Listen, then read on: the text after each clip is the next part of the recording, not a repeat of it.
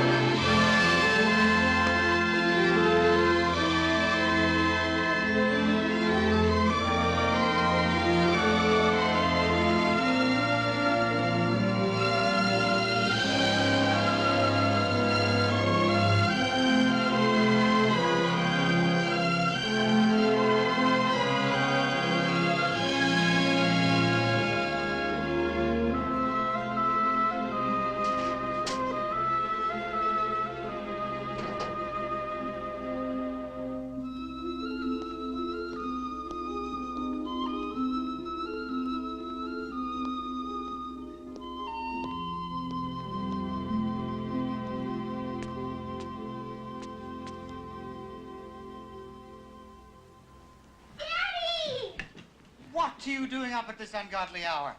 And where are you going? Question is, what are you doing up at this ungodly hour, and where have you been? Aren't you coming to the horse show? You promised. Well, of course I am. I wouldn't miss that. You go on ahead and Daddy will catch up. You sure? Well, I have to change into something with wider lapels. Let's face it, love. Yours aren't big enough to carry all those blue ribbons and get a win.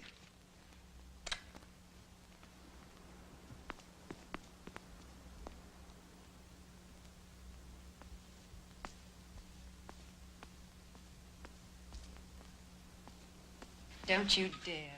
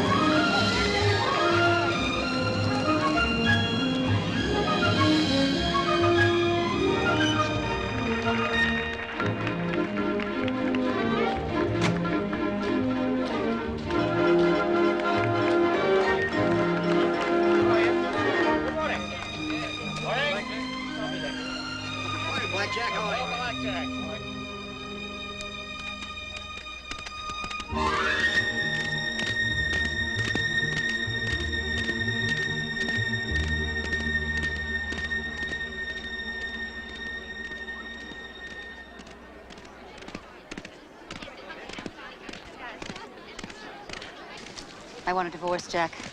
She is marvelous, isn't she?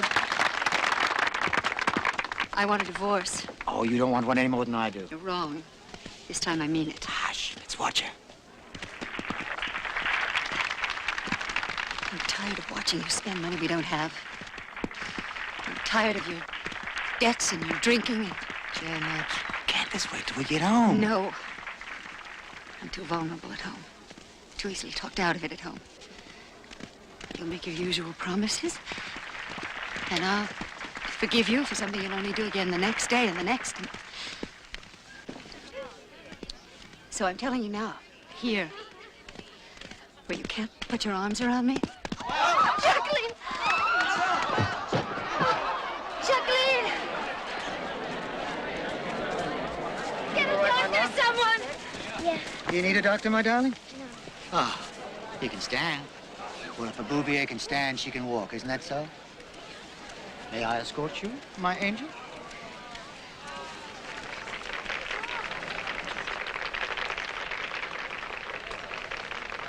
I'm not going to give up the children. You want custody? I'll fight for them, Janet. Will you now? You owe thousands in personal debts and thousands in back taxes. Shall I go on? I can, you know, there's lots more. No judge would give you custody.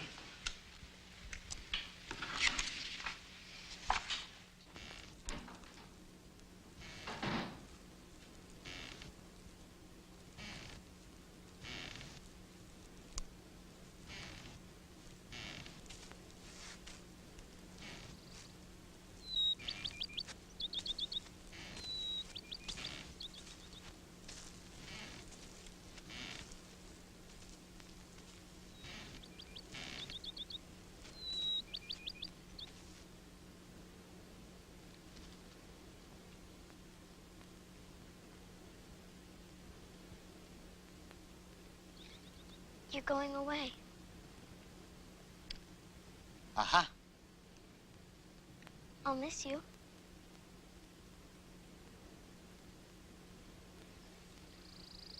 Will you now? Will you miss me? I don't think so. You see, I think that I'm going to see a lot more of you and your sister during this trial of separation than I did before. Oh.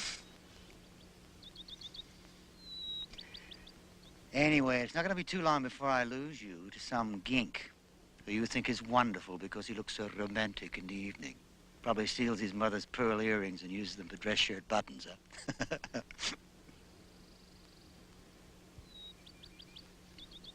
Don't you think that's funny? Yes. Then why aren't you laughing?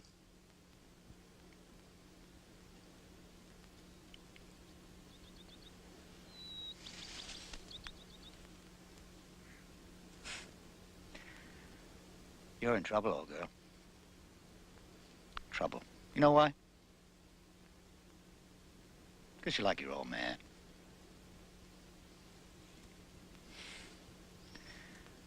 We live in a very special world, you and I.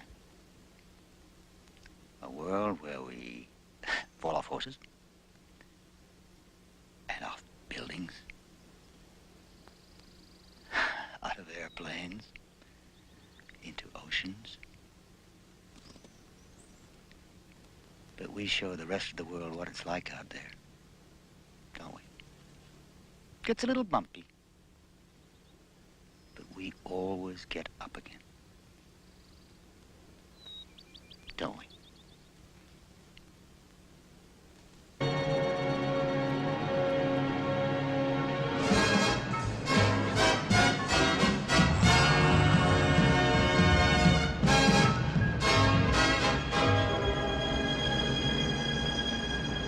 Repeat 4 times in first position.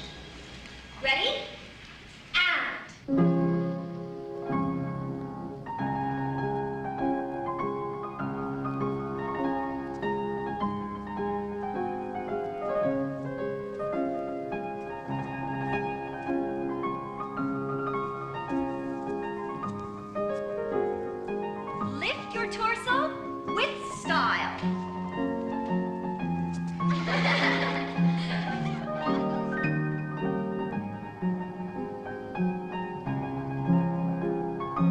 You're not there to entertain.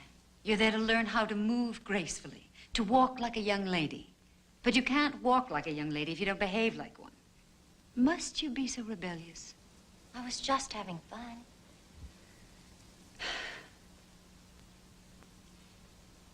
Is he coming to see you tonight? He would like to be called Uncle Hugh. Are you going to marry him?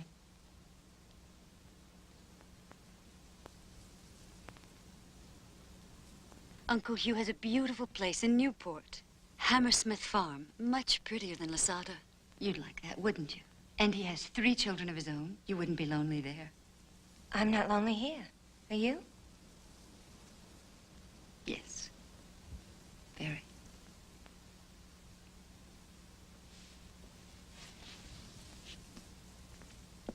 We're going to be married.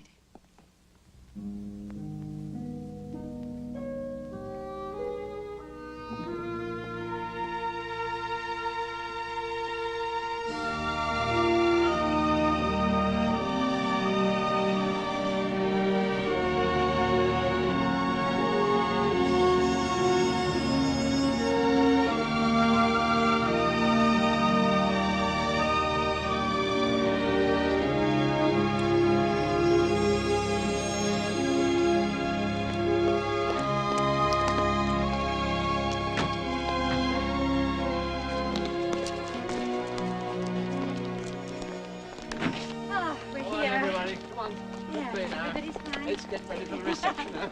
Mind look your best.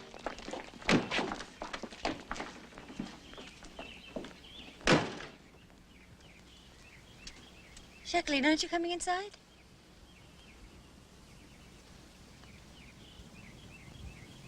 It'll be fine. You'll see, it'll be just fine.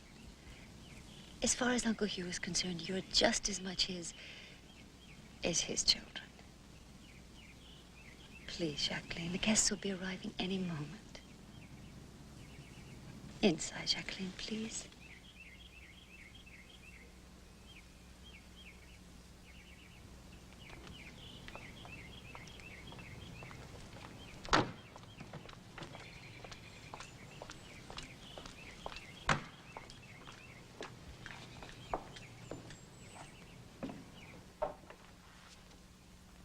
Excuse me, miss, but your mother would like you to be there when the guests arrive. Shall I tell her you're coming downstairs? Yes.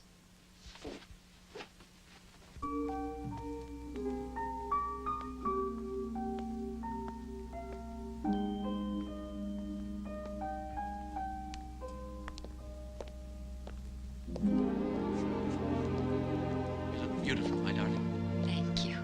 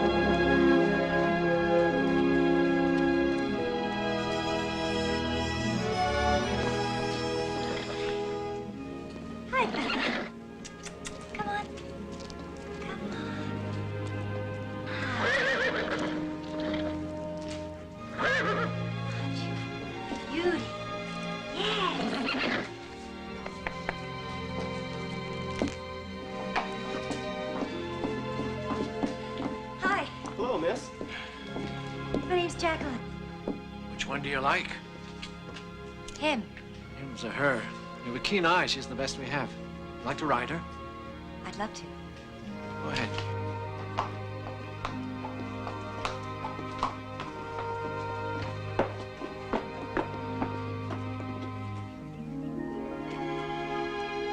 Steady now. Steady.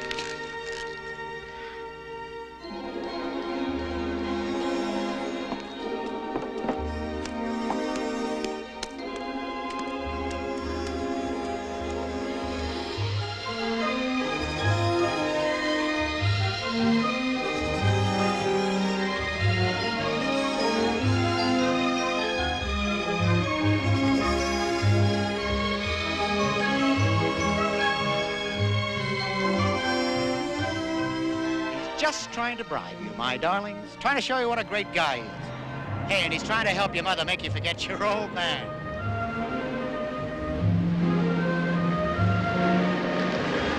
Bribery. Pure bribery. Oh, they look lovely. Well, take that one. And that, you like that, Jacqueline? Yes. Take that one, and Lee, like that? Yes, oh yes. Then you shall have it. Well, now, that's it for clothes. We have the shoes, we have the undies. Ladies, on to the next shop. I'll have the bill for you in a moment, Mr. Bouvier.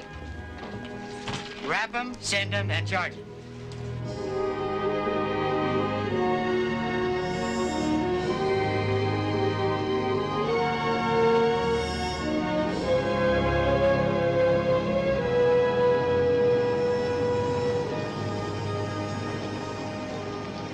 Bye, darling.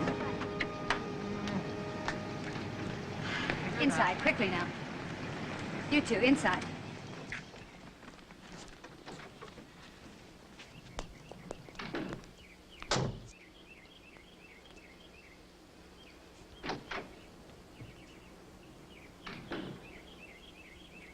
I've had calls from every shop in town. What in hell do you think you're doing? Buying up all of Rhode Island? You think that'll make it up to them?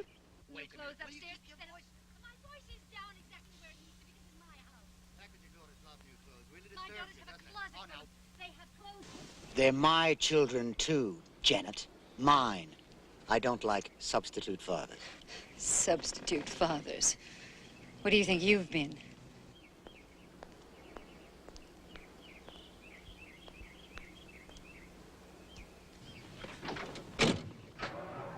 Daddy!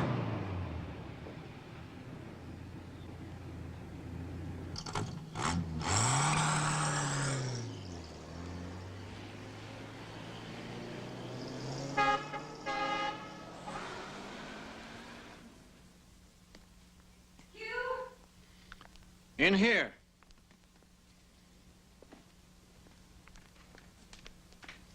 I've tried to reason with that man. It isn't just his fault, Janet. It's a tug of war. They're the prize. The winner gets the children. Well, I don't intend to lose. I want Jacqueline where he can't get to her every weekend. And where might that be? Miss Porter's school in Farmington, Connecticut. I've been thinking about it for some time. It's a great place for young girls. Teaches them discipline and responsibility. Also, it's some distance from her father. And we couldn't get to see her too often either. I don't mind not seeing it that often. As long as he can't.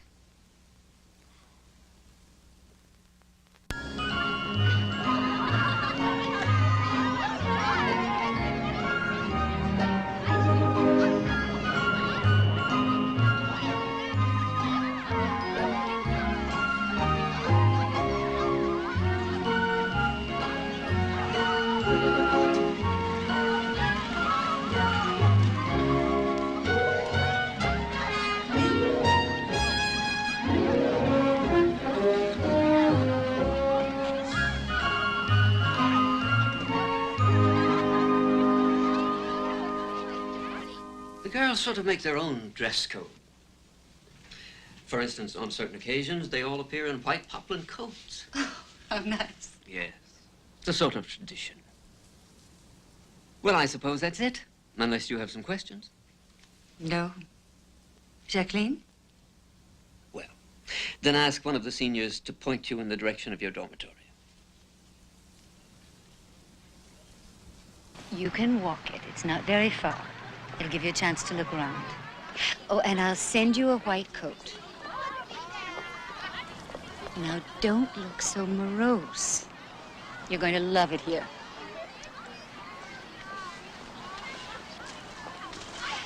Jacqueline, Don't ask for privileges, will you? Try to be like the rest of the girls, hmm?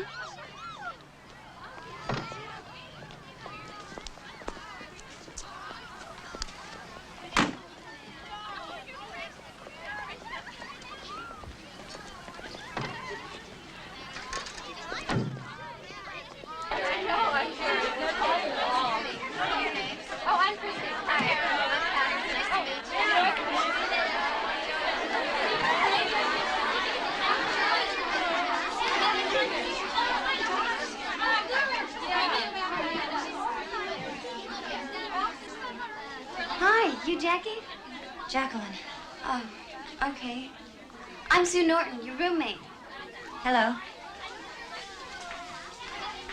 I took this side, but we can flip for it if you'd like. No, that's okay. Here's your schedule for the dining room. Schedule? Yeah, your waiting days. My what days? Waiting. All of us here take turns waiting tables. Didn't you know that? No.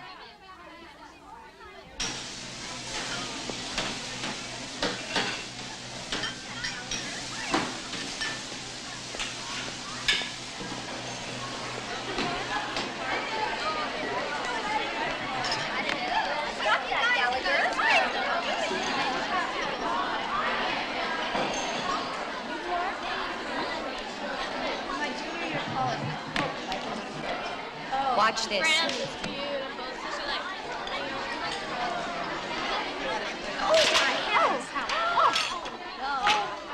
From the day you took your turn as waitress, the dry cleaner in town has declared a dividend on his unprofitable establishment. Why? I fail to understand your behavior. Your English instructor tells me that you are a model student. Well, I like English, and I like him. Well, you can't go around dropping a pie into the lap of an instructor. Another thing, I've been told that you consistently disrupt study periods. You refuse to wear your white coat when the other girls wear theirs. I thought you'd support me in this stupid thing. That's why I wanted you here. Of course I support you, always, in anything, but there are rules, old girl, for everybody. But you always said there were different rules for different people. Did I say that? Huh. Well, I probably meant it at the time. You confuse me. Both of you confuse me. Mummy keeps telling me to be like all the other girls, and you keep telling me I'm different. I don't know what I am. I'm sorry, Love. I really am sorry for what we've done to you. But I want you to be you. And when you are, you'll be free of both of us. And then what? All I can do is speak French. That won't get me very much. Not even a husband. I'll probably wind up a house mother here at Farmington and never get married. Even that gink with the pearl buttons won't want me. They'll all want you. The question is, whom do you want? I want someone like you. Like me. I'm not one to be fashioned after, my darling. You see, I have no real talent, other than maybe a talent to charm. That wears pretty thin after a while. Not with me. Your Adonis is growing old, I'm afraid, my love. I'm not getting up off the ground the way I used to. But you always will. How do you know? Well, look, you love horses, don't you? Yes. That's because you're like a beautiful thoroughbred. You're well built, you've got staying power, you can run fast, and you got brains. But if you're not properly broken and trained, huh? Mm-hmm. See what I'm getting at? Yes. Yes, I do. Don't worry, you'll come out of all this, and you'll do great things. Great things. Jacqueline.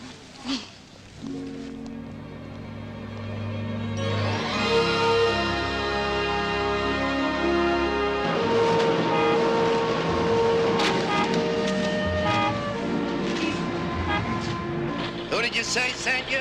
Arthur Croft of the New York Times. Who sent you to Arthur Croft? My stepfather, Hugh Auchincloss. Society, huh? Well, What's your background? Vassar. You know what the job is? Inquiring photographer. We usually give that assignment to the member of the staff who's voted least likely to succeed. Well, I think I can do something with it. What? I said I think I can hear you. I'm asking what you can do with it. Oh. Well, this is Washington, Mr. Waldrop. There are provocative issues and people. It's a fun column. Oh, I know. I was coming to that. Provocative and fun. Lots of fun. $42.50 a week. I'll take it. You got it. Thank you, Mr. Waldrop. There. By the way, you better shed that chiffon if you want to look like a real newspaper man. Can you work a Graflex? A Graflex? Of course I can. Of course. Hello? Hello? Darling, I'm taking a later plane. What? Well, I missed the first one, that's why. Oh, terrific. Of course I got it. Hey, what's a Graflex?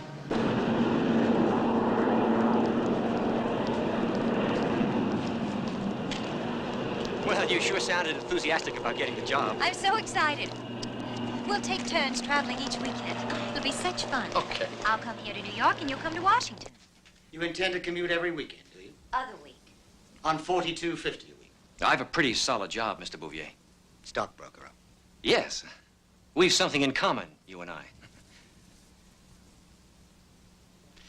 Let's have some lunch, shall we? There's a charming little place around the corner. Fine. Luckily, they're not too fussy about dress. You don't like my outfit? You look like a third baseman. Well, Well, what? do we have your permission? Take her. Oh, thank you, sir. It'll never work, you know.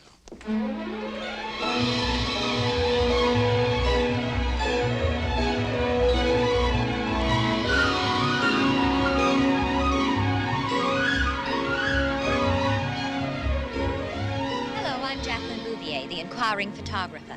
Would you like to answer a question? Why do so many people vote the same party ticket year after year?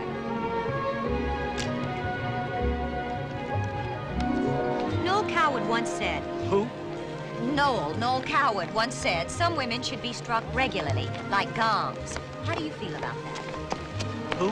Can you spot a married man? Please, leave me alone. Winston Churchill once said, for a happy marriage, each spouse should breakfast alone. Do you agree?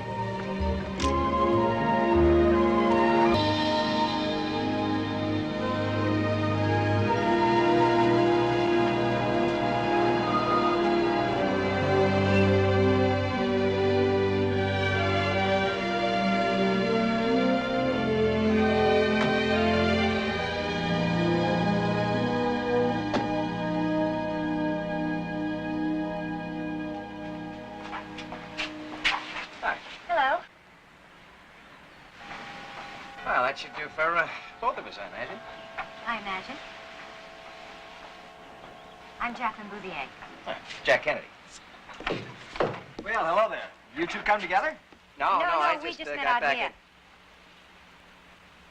I just got back in town, to Charlie. Sorry, I'm late. The inquiring photographer, the one who trips up people on the street. You're not a bad tripper-upper yourself, Congressman, from what I hear.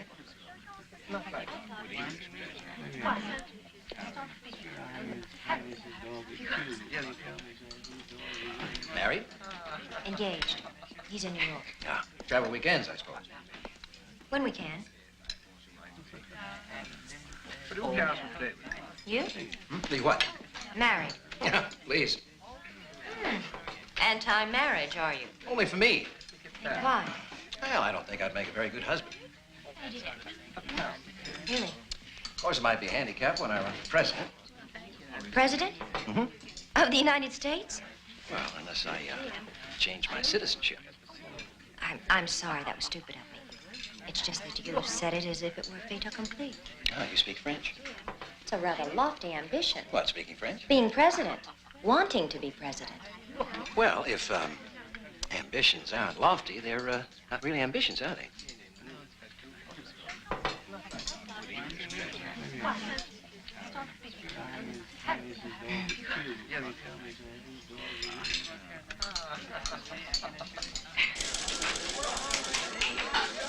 Jackie, Mr. Waldrop.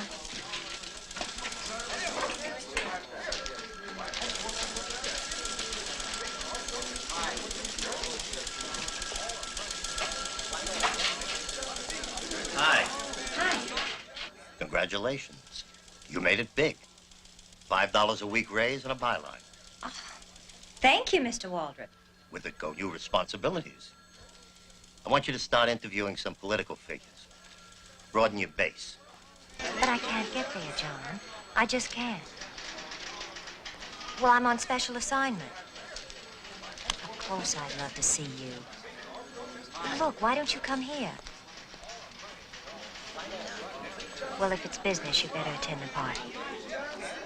I miss you, too. Next weekend for sure. Bye. Darling.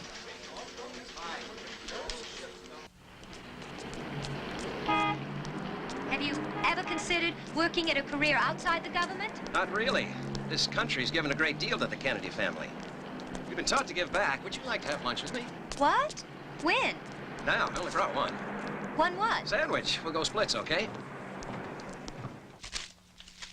You're not really going to eat that, are you? Why not? Well, it looks awful. Everyone makes such a big deal about food. You want a beer? Do you eat like this every day? Oh, every day I can. I usually work as I swallow. Saves a lot of time, gets things done. I'm sure you won't change your mind. I'd sooner eat the bag it came in.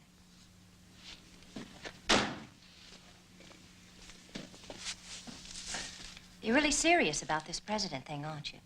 I am. Why? Why does it mean that much? Well, everyone has a dream, and that one's mine. And your father's, I understand. My father always thought that my brother Joe Jr. would be the first potato-eating Irish Catholic president of the United States. He was killed in the war, and I'm next in line. Do you mind being a replacement? Well, it's more like accession. You sound like royalty. This country is in a mess right now, like the rest of the world. And you're the man who can change it.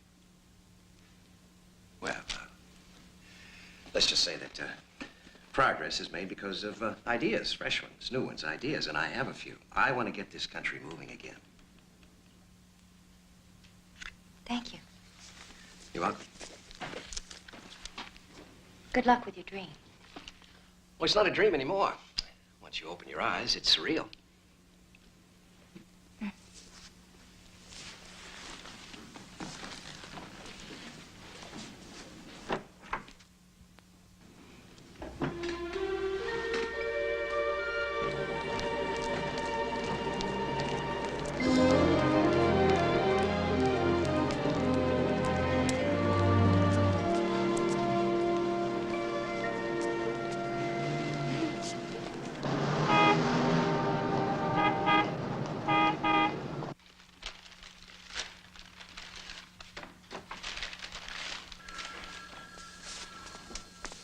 What are you doing?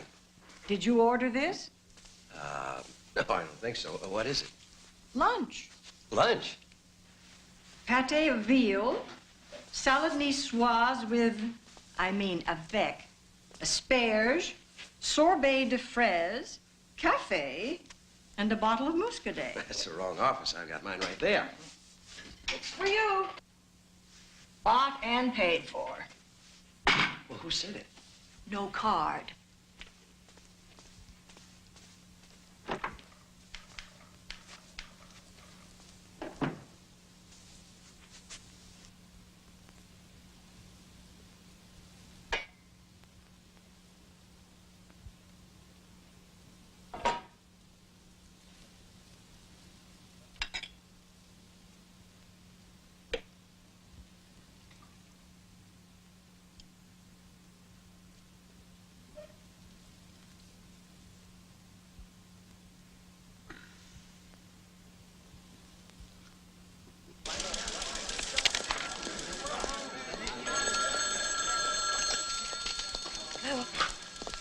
Yes, I'll get her.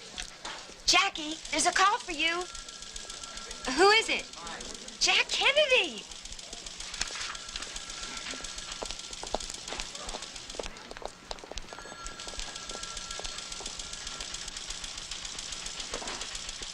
Hello?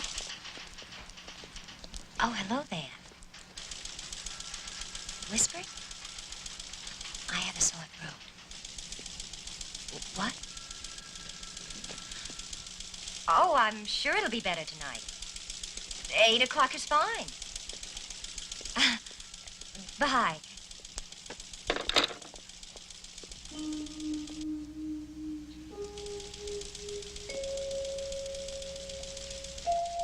Business. Business.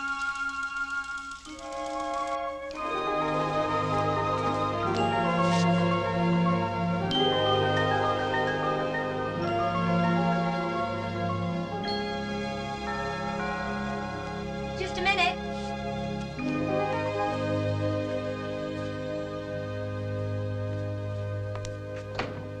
Hi.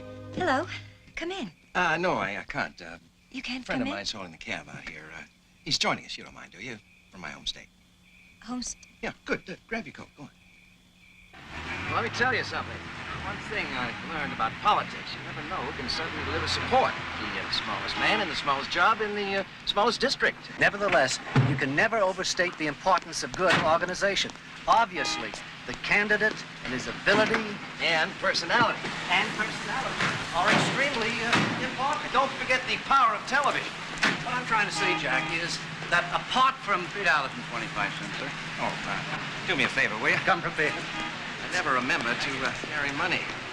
But without good telephone campaigns and good press relations and voter registration.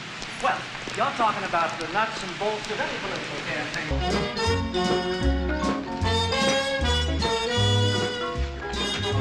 The people of this country must feel some sort of personal bond with their president. He no longer is able to campaign with only printed statements of policy. Now that the people can see him in their homes, they want to be able to walk with him, touch him. In a sense, the candidate loses his mystique, Jack. I'm not sure that that's good. It brings him down to a different level. It brings him up to a different level. He is face to face with the people who elected him. What's wrong with that? Woman power is the great neglected resource of American politics. Women have the time, the energy, and the political concern. And any candidate who can arouse their enthusiasm can be almost unbeatable. You appeal to the women of this country, and the young ones will want to marry you, and the old ones will want to mother you. All I want to do is get out. What? This woman power is home. Oh. Don't bother. Good night.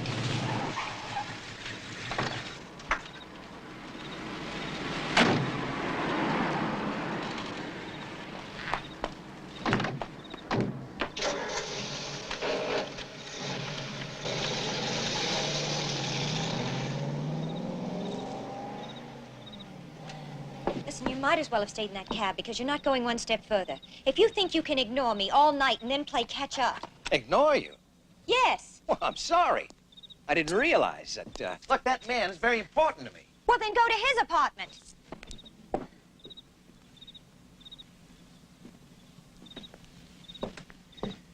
Don't you ever think of anything but politics? Well, that's, not what I've got on my mind right now. Well, you might as well have. You struck out, Congressman. I'm sorry to ruin your evening, but you don't get my vote. Good night. Wait. Look, I'm sorry. I truly am. I just, like what I do, I guess. But day and night? That doesn't leave much time for anything else or anyone.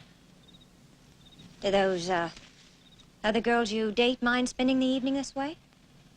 What, other girls? Those, other girls you're photographed with during your campaign trips. Oh, those other girls. Well, I never really asked them what they thought. Well, you haven't asked me either. You already told me. Then there isn't much left to say. Good night.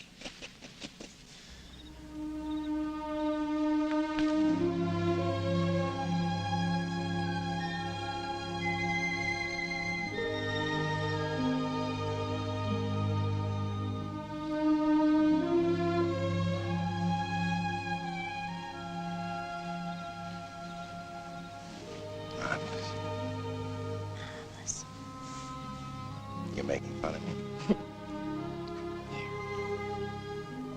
You still engaged?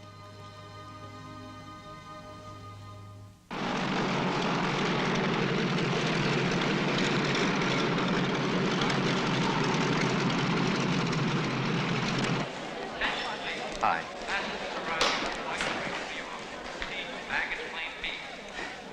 When your fiancée, after 6 weeks apart, greets you by offering her cheek, we better talk. And things were happening so fast, things I never expected to happen. Like Helen said, Helen, my friend, she said we ought to go to London for the coronation, and I said sure. So we're covering it for the newspaper. Would you believe it? I might believe it, if I could understand you. Oh, John, it's all so new to me. New people, new things, new world. I'm not ready to give it up. I love it, all of it.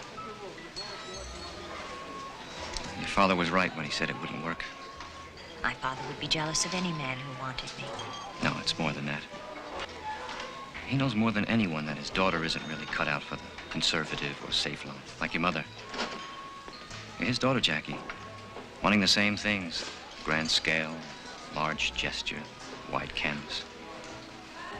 It's much more than an ordinary old stockbroker can offer a very special lady.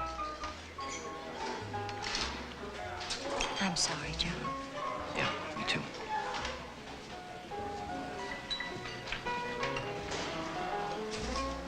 Friends? Friends.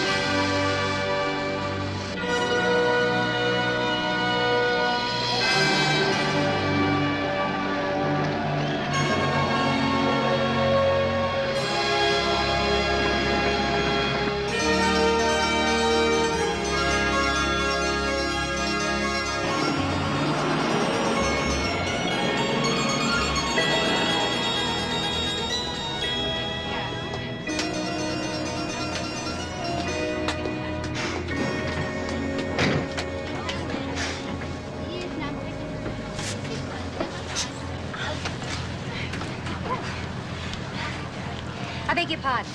I'm Jacqueline of the American Press. As an Englishwoman, are you excited about the coronation? I am indeed excited about the coronation.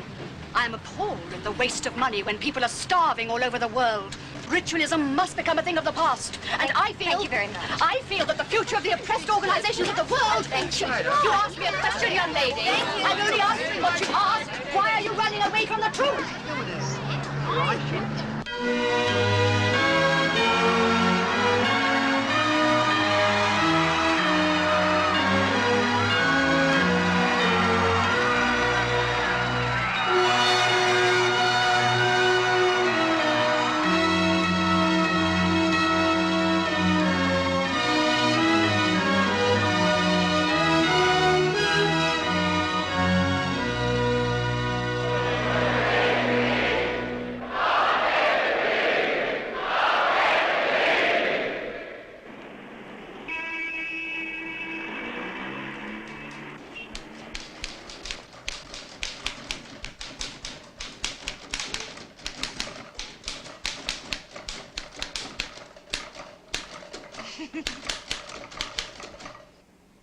What is so funny? The thought of bringing Jack home to dear old Dad. A Republican, huh? Died in the flesh. Conservative right down the line. He also hates the sound of anything pronounced Kennedy. You see, Jack's father was the head of the SEC after the crash, and my father blames him for everything, from the loss of his money up to and including World War II, maybe even one. Can you picture me bringing Jack home under those circumstances? Anyway, just doesn't take me seriously. Maybe it's because he's 13 years older than I. Well, didn't he even call to say goodbye or send flowers or write something romantic? Romantic? The last date we had, he called me because he couldn't get an appointment with his barber. We went to a movie about politics. He's crazy and elusive and he's really going to be president of the United States. What would he want with me?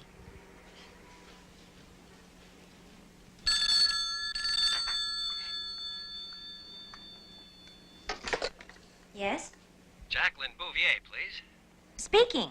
Hi, it's Jack Kennedy. Hello. How's it going? Just fine, thank you. I've been reading your dispatches. They're very good. Thank you. You're welcome. How are you? Well, fine, fine. And you? Just fine, just fine. Why are we shouting? What?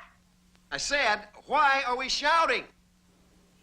Oh, I don't know. Ridiculous habit, isn't it? Yes, ridiculous. Yes. Listen, when are you coming home? Wednesday. Flight 42. It arrives at noon. Oh, good, good. I was hoping it would be before that. Really? Why? You remember those books you said you wanted to get for me? Books? Yes. Foreign politics. And legislation. Did you get them? Some. I'll send them to you.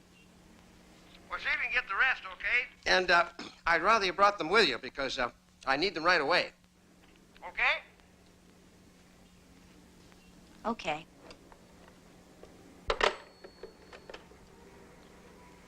Books. He wants books.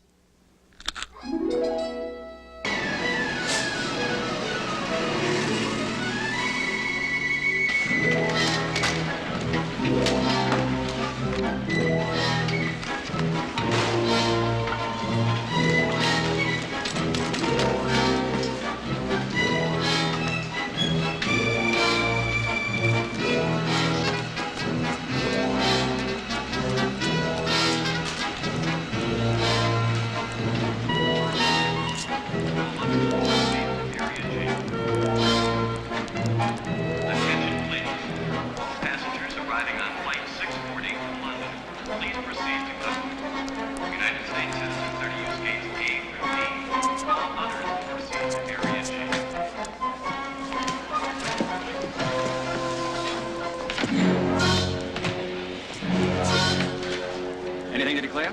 No. What's in there? Books. Put them up here.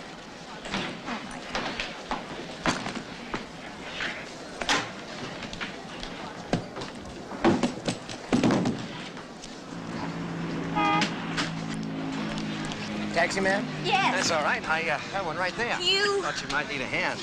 A hand? That's right. You look exhausted. Porter? What are they all doing out here? Now, one of them is inside. What are they all doing out here? Will you, and calm down? Listen to me, Senator John F. Kennedy. When you were president, the first thing you will do, the very first thing you hear me, is pass a law executing any customs inspector who doesn't help you lift your bags. Promise me. Promise me. All right, done. Did you get the books? What do you think is in there? $100 overweight. You owe me $100 now. I never carry money. I want it now. I'll pay you later. Who's going to tip the porter? If you don't carry money, you expect me to... Now, look, I'm not very good at this sort of thing. Will you... marry me? What? I missed you. Yeah? The minute I saw you, I knew you'd be the one I'd marry. How big of you? You sure you're not doing this just to get out of paying for the books? Get in. Come on, come on. Get in. Get in. Jack. What? You did ask me to marry you, didn't you? I think I did. I can't believe it. I'm not sure I can. Did I answer you? I don't remember. Yes. My answer is yes. Good.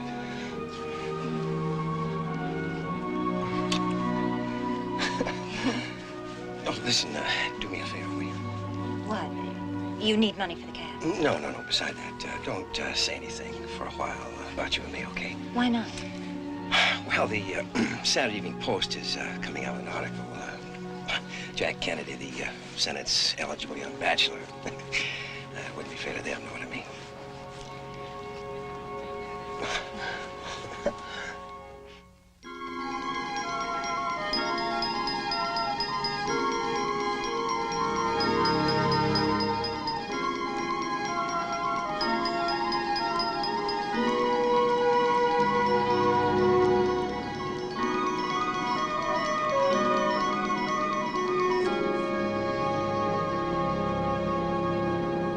when you were just learning to read and write. The first thing I taught you was that Kennedy was a dirty word around the house. I'm not marrying his father. Thank God for small favors. All my misfortunes on Wall Street can be blamed on the Kennedys. On one Kennedy. Kennedy's a Kennedy, and you want to become one. And a Democrat, dear God. A Democrat to boot. Well, I shall be in my room watching the fight on television. You will stay right here. Now, you just listen. This fight is more important to me than meeting some Democrat senator whose family robbed me of every remaining cent. You will stay where you are, and you will be civil. You'll be civil. Civil. Hi. Oh, boy. That bad, huh? Oh, boy.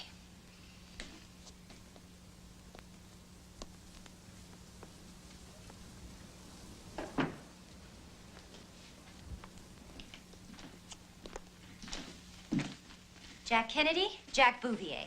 How do you do, sir? Fine. Why don't we sit down? In my chair. Oh. Lower back problems. Oh, really? You know, I'm troubled by the same thing, old war injury. I know a very fine doctor, Mr. Bouvier. I have my own doctor. Thanks. Jack?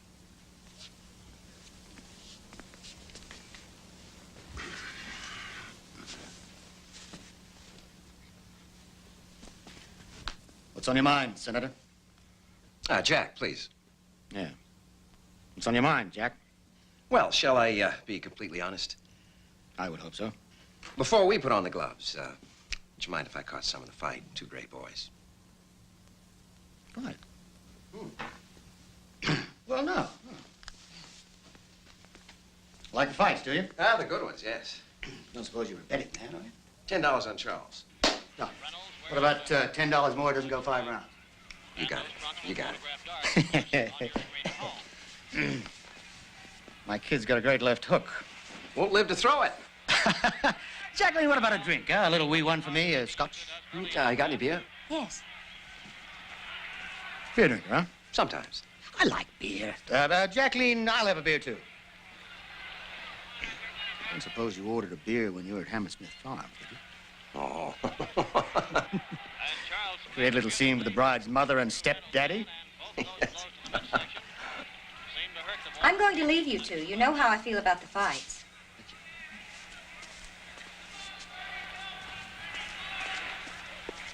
Reynolds' nose is reddening a bit.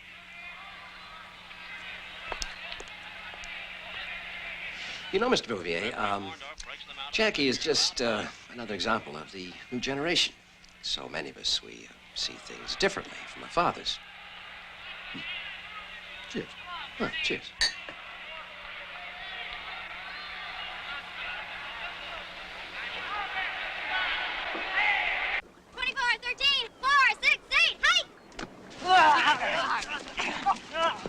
Run, Eunice! Run! Go on all the way!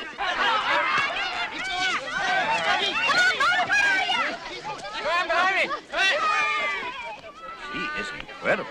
That Eunice is incredible. She's more competitive than the boys. You know, Jack, she just might be president one of these days. Competition. That's what makes them go. Go where? You don't think much of competition. Well, it's not me. It's part of everyone. Would you like some more iced tea? No, thank you. Bobby! Jack, look at this. Bobby!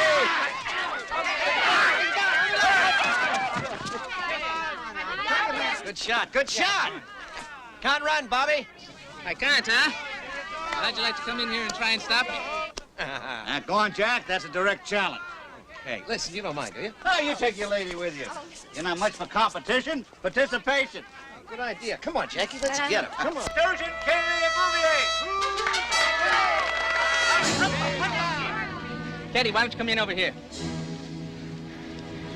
All right. Now, he thinks I'm gonna run. We'll cross him and I'll pass. Mom, you take. All right? 1, 2, right. Hey!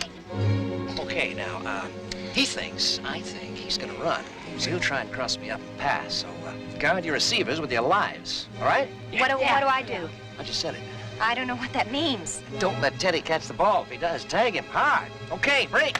Watch it on the right.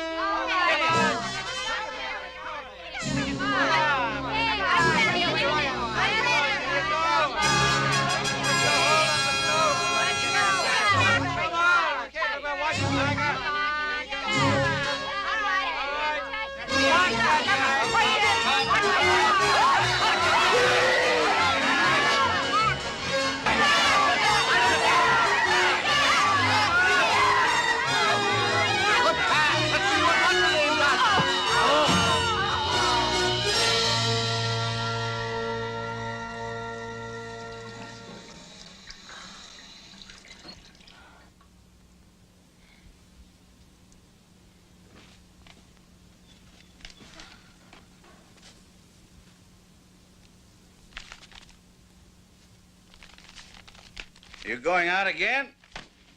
I'm not sure. You know what I'm afraid of, Ambassador? Tell me. I'm afraid your family will kill me before I ever get to marry you. If they do, it'll be unintentional. What does that mean? They like it. Well, thank God. I wonder what would happen if they didn't. You know something? You've got zipperoo. Got what? Zipperoo. You're going to be good for Jack. Am I? Mm-hmm. Good for his career, too. You have class. You're also Catholic, French Catholic, which is a little more aristocratic than us Irish. Are you serious? Perfectly. Jacqueline, we're going to get along fine. I hope so, Ambassador. Uh-huh. Let me tell you something. You may run your family like a tribal chieftain, but it's not going to be that way with me. I will not become an organization wife Kennedy version. I mean to keep my identity as well as my personal independence. And when we summer at Hyannisport, my husband and I are not going to dine at your house every night as the others do. Once a week, okay, but not every night. I warn you, life with me will not be easy, but life with your son won't be easy either.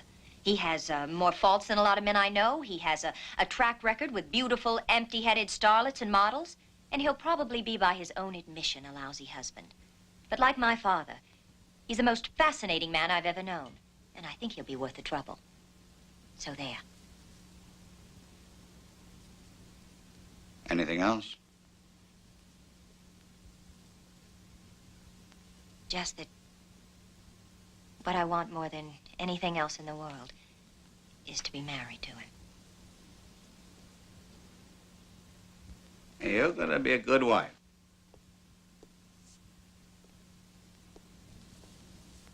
More important, you're going to be one hell of a first lady.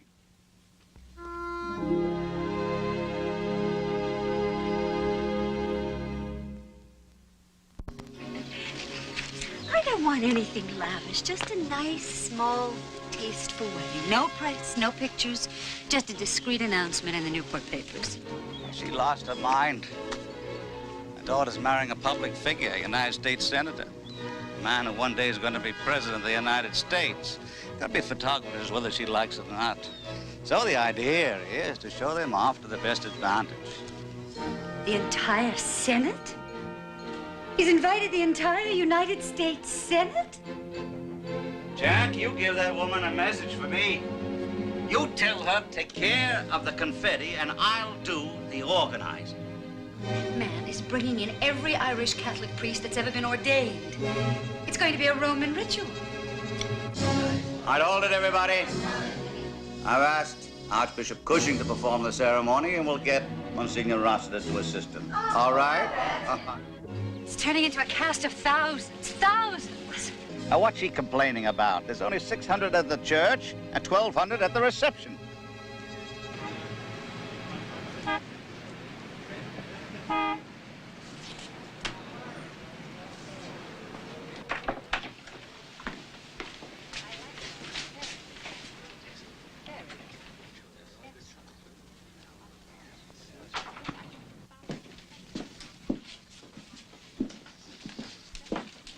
Hello, Ross. Mr. Bouvier, and how are you, sir? Never better.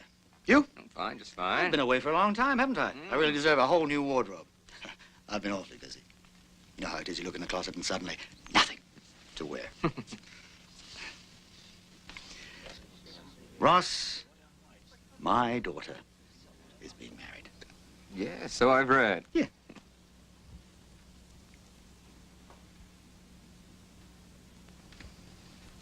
I need a cutaway. With accessories. Mr. Bouvier, Please. I'm supposed to give away the bride. I want to walk down that aisle with pride. Especially in front of that crowd down there. With pride, Ross.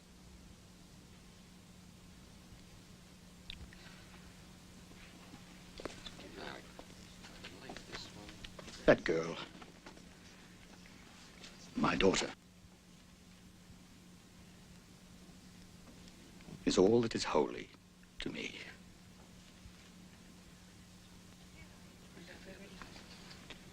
A cutaway. I want to prove to that mob who Jacqueline's real father is.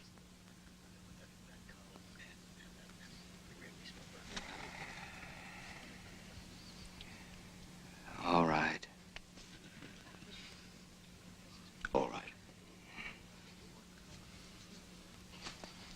Now, I'll need some shoes. Gray suede, I thought. Good? Different, I think, yes. And pearl cufflinks, and of course studs, pearl studs. Oh, and please, Ross, for God's sake, the left shoulder. Remember the left shoulder? Always wrong with the left shoulder. That last jacket I had. I wasn't really pleased. Did I tell you? Anyway, the left shoulder. This is nice. Nice for the afternoon. Not exactly with pearl buttons.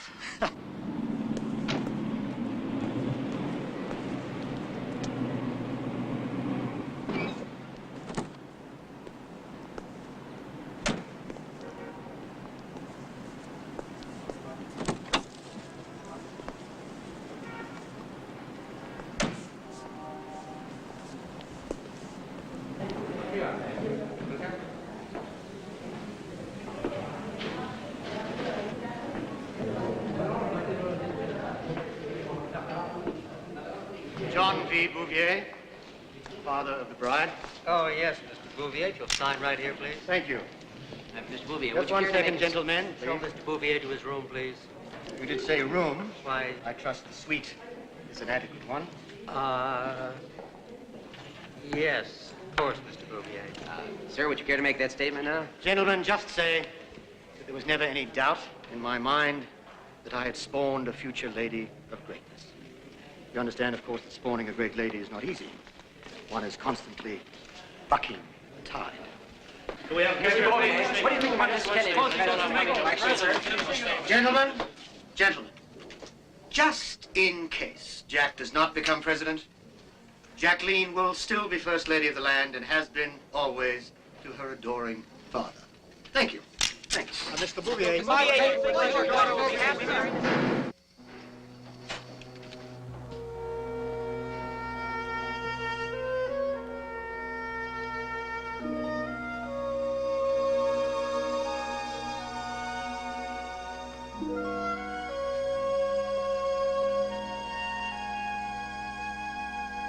Where is the bar? Hi. Oh, hello, dear. Has Daddy arrived? Yes. Something wrong? Jacqueline, I'd rather he didn't give the bride away. If he must be at the wedding. Must be? I'd rather he didn't give you away. Don't be ridiculous. He's my father. He's not your father, he's your suitor. And he's made me the ogre of your life. The one who forced you to brush your teeth, the one who taught you manners. All he ever did was indulge you.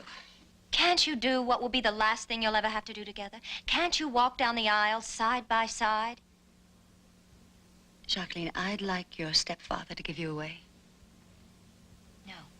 Jacqueline, he's earned the right. No. He's raised you, and now he's being shunted aside as though he were hired help. No. He's wonderful, but he's not my father. You'll be doing your father a favor. Deep inside, he's terrified of taking that walk with you. They know all about him, every one of them. It's even possible, quite possible, he won't show up. He'll be there because I want him to be. He'll be there. You'll see.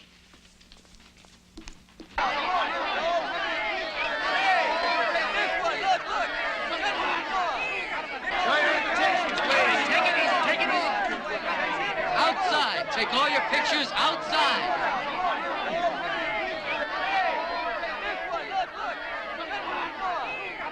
Somebody's banging out here! I'll be right down there!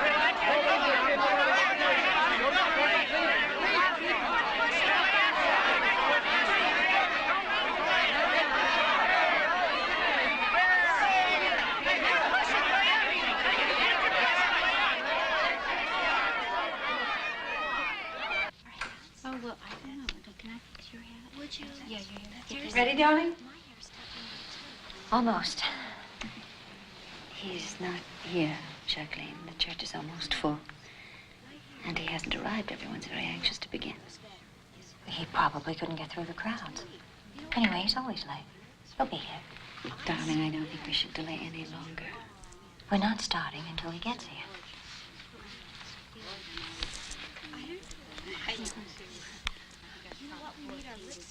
I'm sorry, darling. We can't wait much longer. Oh, it should be. Excuse me. Okay. Would you mind calling the hotel? Yeah, of course.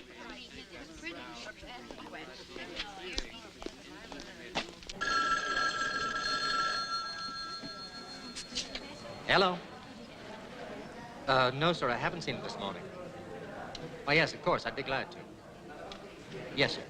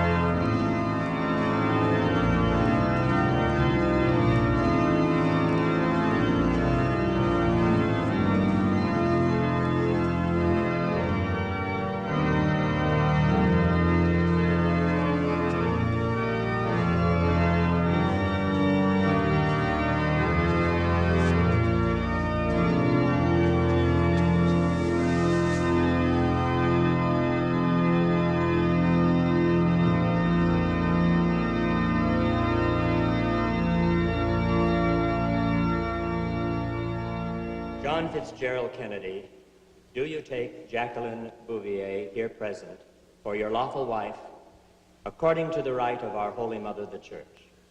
I do. Jacqueline Bouvier, do you take John Fitzgerald Kennedy, here present, for your lawful husband, according to the right of our Holy Mother, the Church? I do. Now join your right hands and pronounce after me your wedding vows. I, John Fitzgerald Kennedy. I, John Fitzgerald Kennedy. Take you, Jacqueline Bouvier. Take you, Jacqueline Bouvier. For my lawful wife. For my lawful wife. To have and to hold. To have and to hold. From this day forward. From this day forward. For better, for worse. For better, for worse. for richer, for poorer. For richer, for poorer. In sickness and in health. In sickness and in health. Until death do us part. Until death do us part. I, Jacqueline Bouvier, I, Jacqueline Bouvier, take you, John Fitzgerald Kennedy, take you, John Fitzgerald Kennedy, for my lawful husband, for my lawful husband, to have and to hold, to have and to hold, from this day forward, from this day forward, for better, for worse, for better, for worse, for richer, for poorer, for richer, for poorer, in sickness and in health, in sickness and in health, until death do us part. until death do us part. By the authority of the Church, I ratify and bless the bond of marriage you have contracted. In the name of the Father, and of the Son, and of the Holy Ghost, amen. And now the ring, please. Let us pray. Bless, O Lord, this ring, which we are blessing in your name, so that she who wears it, keeping faith with her husband in unbroken loyalty, may ever remain at peace with you according to your will, and may live with him always in mutual love. Through Christ our Lord. Amen. Strengthen, O God, what you have wrought in us from your holy temple which is in Jerusalem. Lord, have mercy. Christ, have mercy. Lord, have mercy. Our Father, who art in heaven, hallowed be thy name. Thy kingdom come, thy will be done, on earth as it is in heaven. Give us this day our daily bread, and forgive us our trespasses, as we forgive those who trespass against us.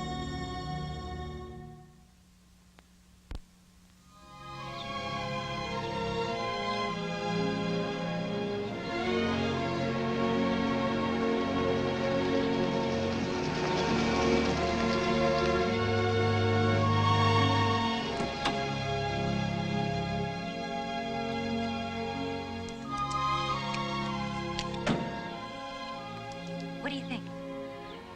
Buy it. But you haven't seen the inside. No, buy it. Oh, Jack, come on, let's go in. Hurry. No, go on, buy it. I want you to buy it. Wait till you see that. You love it. I promise.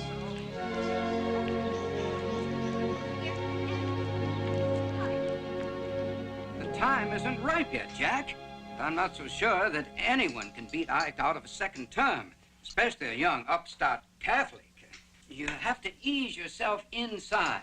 That's why I think you ought to make a run for the lower half of the ticket. It's a lousy job. Even if the ticket does win, I get stuck there for 8 years. Well, he may have a point, Jed.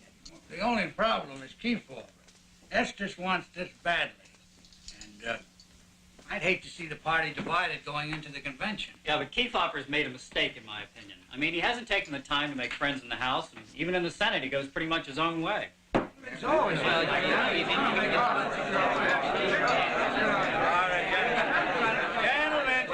know you have your own opinions. Gentlemen, order!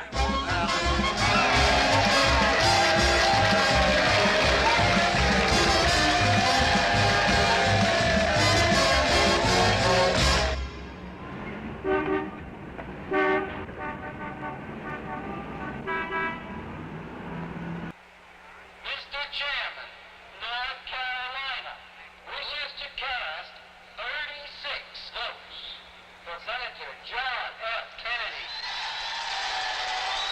How many more do I need? 39, Jack. Just 39 more votes. Get out of there. They're about to make you vice president. Don't you want to see it?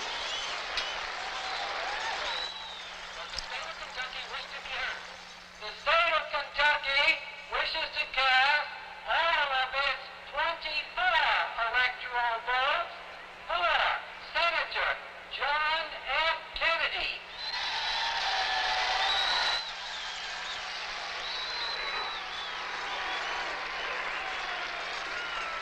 Minnesota ready to cast its vote. Minnesota, ask that Minnesota cast its entire 30 votes for the next Vice President of the United States, Senator Estes Kiefer.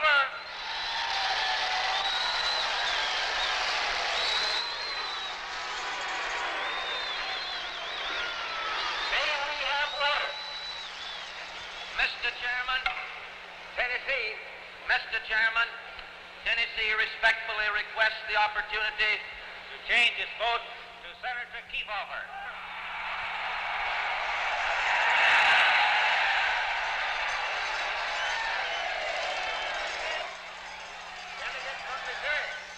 Mr. Chairman, the state of Missouri desires at this time to change its votes to 37 votes for Senator Estes Kefauver.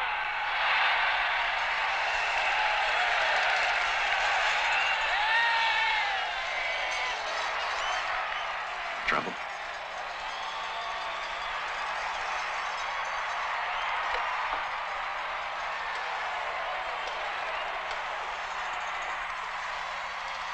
Yeah, get Mahoney down here. Right away. Jackie? What happened? Everything went wrong, Jack, all at once. It started when Gore released his Tennessee delegates to Kefauver. Oklahoma heard about it, and they switched, and it started to snowball. Minnesota cast their Humphrey votes for Kefauver, and then Missouri jumped on the bandwagon, and suddenly the string ran out. 39 votes. That's all you needed to go over the top. And they are nowhere to be found.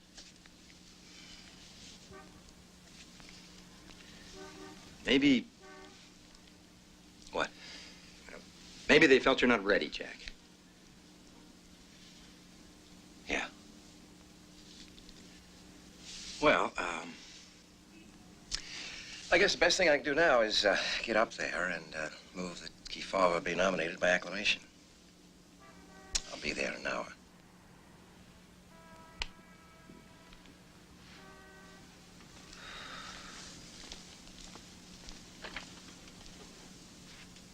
I'm so sorry, Jack.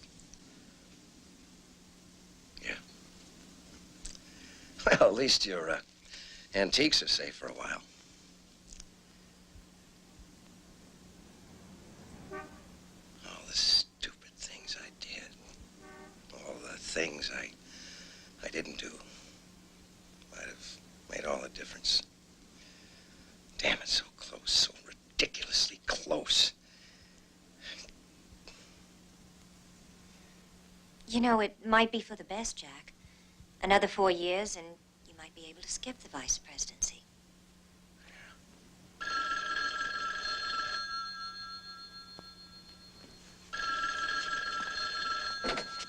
Yes. I'm speaking. It's my father calling from South France.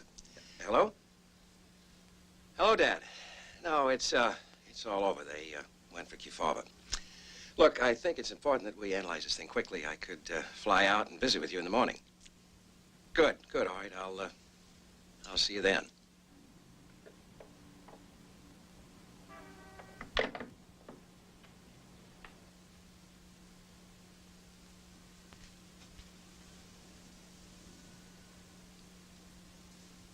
Jack, I can't go. I'm too uncomfortable.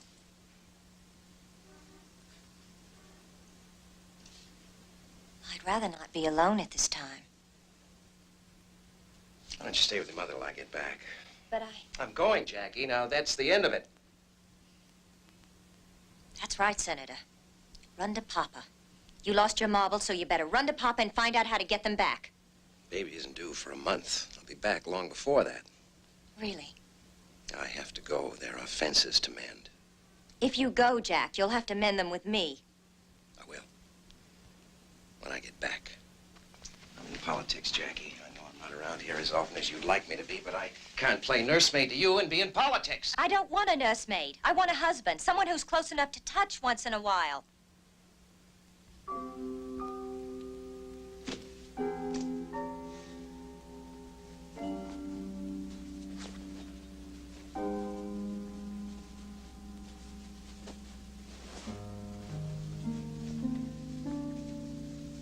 Okay. Go ahead, then. But you seem to have forgotten one thing, Jack. When things go wrong and you feel a need to run to your family, that's what I am.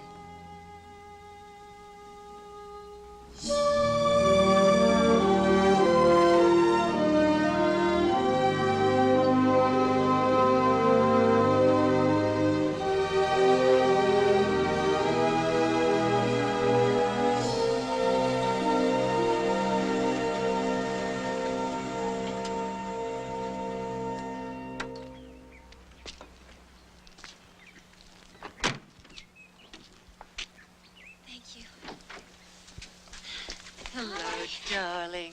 Oh, you look lovely. Oh, yes, lovely. You do. You look lovely. Oh, I don't Waiting think for you. so. Come in. Feeling better? I think so. Oh, good. Here, I want you to drink this. It might help. You haven't slept all week. How is it? Delicious. Oh, good. Okay. You go to sleep. I'll see you in the morning.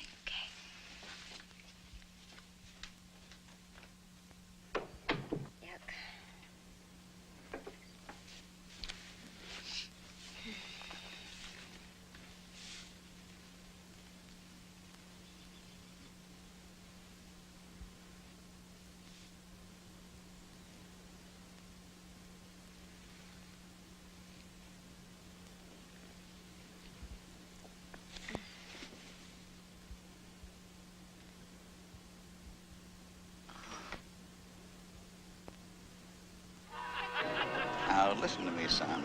You just have to forget what happened at the convention. It's past. Just don't make the same mistakes. You want the nomination for the presidency in 1960. You start now. Crisscross the country. Talk to the politicians in every state. Address conventions, accept speaking engagements everywhere. You spread your name and your reputation across the land. Excuse me, Senator. I don't mean to interrupt, but this message just arrived for you. Thank you. If you're home any weekend during the next 4 years, it's because you're not doing what you're supposed to be doing. The baby was stillborn.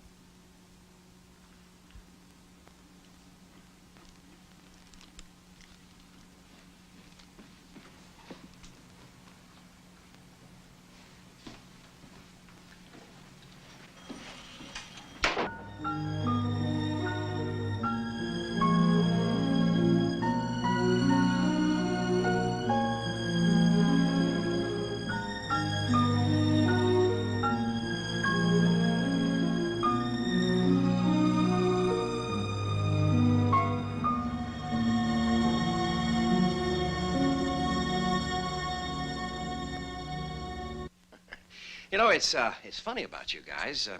Last year, you kept telling me to get into the race. Now you're telling me I should feel happy because I lost it. Things are going to be different in 60, though. I promise you that. We made too many mistakes on the convention floor, and we shall be careful not to repeat them. For one, we're starting early. We're starting now. With only hours of work and a handful of supporters, I came within 34 votes of winning the vice presidential nomination. So if I work hard for the next 4 years, we should be able to pick up all the marbles.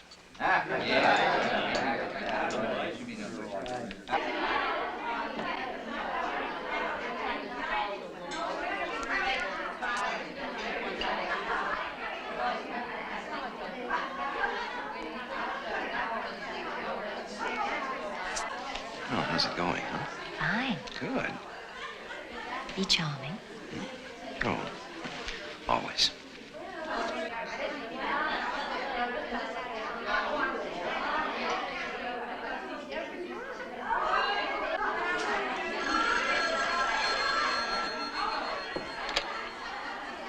Hello?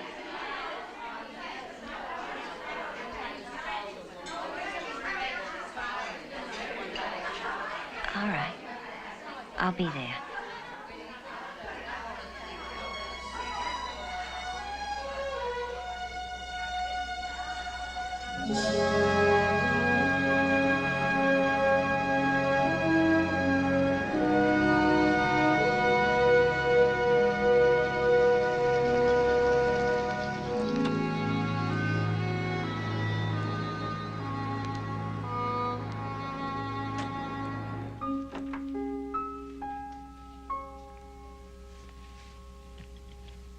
Thank you.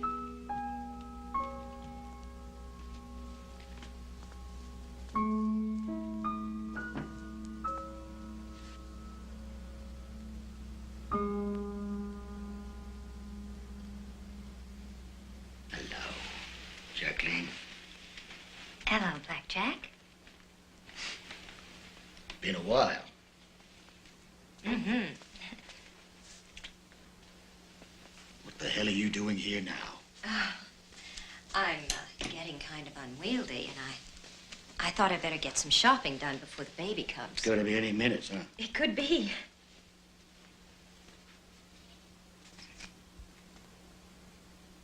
Glad to see you. Me too. Never did thank you for your letter. Of course, I always expected to be forgiven for my behavior on your wedding day, but never with such eloquence. Shouldn't you be in bed? Hmm? Oh, I'm never where I'm supposed to be. Why start now? Smells in here, doesn't it? Smells like a pig pen. Give me some of that cologne, will you? Last of the Bouvier extravagances.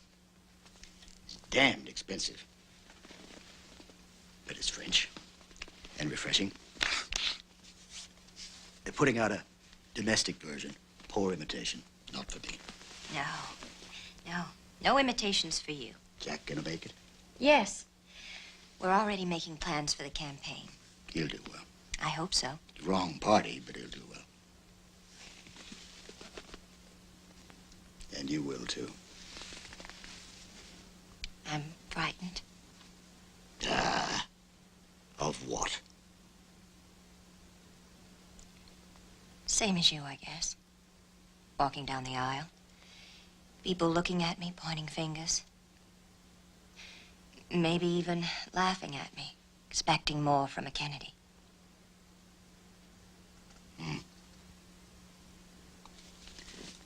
Now, you listen to your old dad, Jacqueline. Best advice I'll ever give you.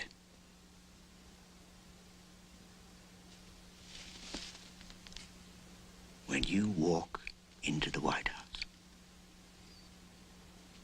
remember who you are. Smile.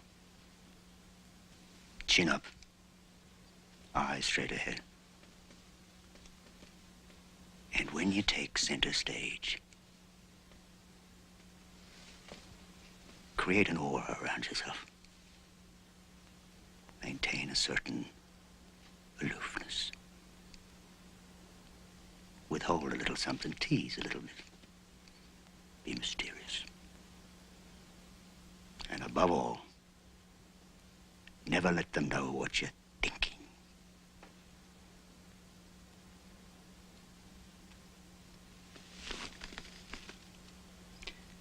You were destined for greatness, my darling.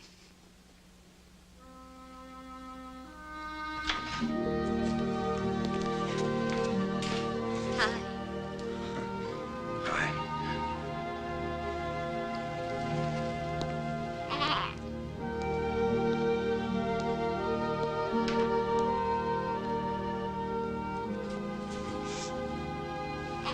Oh, yeah. It's okay. So beautiful. Sure is. Here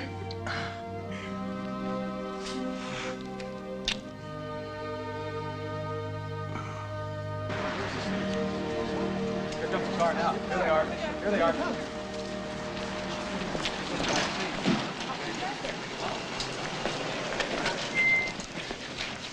Welcome home, Senator. Glad everything turned out all right. Well, thank you very much. All of you, or Jackie and myself, thank you. Are you disappointed it wasn't a boy? We're very happy with Caroline. The next one will be a boy. Senator, one question on politics, Senator. Do you think the question of your religion will still be a factor in the presidential race? Well, I would hope that no American, considering the really critical issues facing this country, would waste his franchise or throw away his vote by voting either for me or against me because of my religious affiliation. It is not relevant. I am saying to you that my decisions on every public policy will be my own. As an American, as a Democrat, and as a free man. We stand today on the frontier of the 1960s. The frontier of unknown opportunities and perils. The frontier of unfilled hopes and unfilled threats. The new frontier of which I speak is not a set of promises. It is a set of challenges. It sums up not what I intend to offer to the American people, but what I intend to ask of them. It would be easier to shrink from that new frontier, to look to the safe mediocrity of the past, to be lulled by good intentions and high rhetoric. And those who prefer that course should not vote for me or the Democratic Party.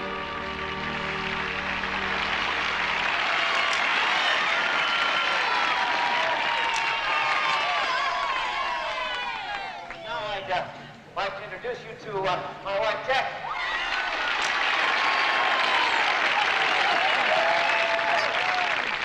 Buenos días, mis amigos. Estoy muy contenta que puedo estar aquí con ustedes.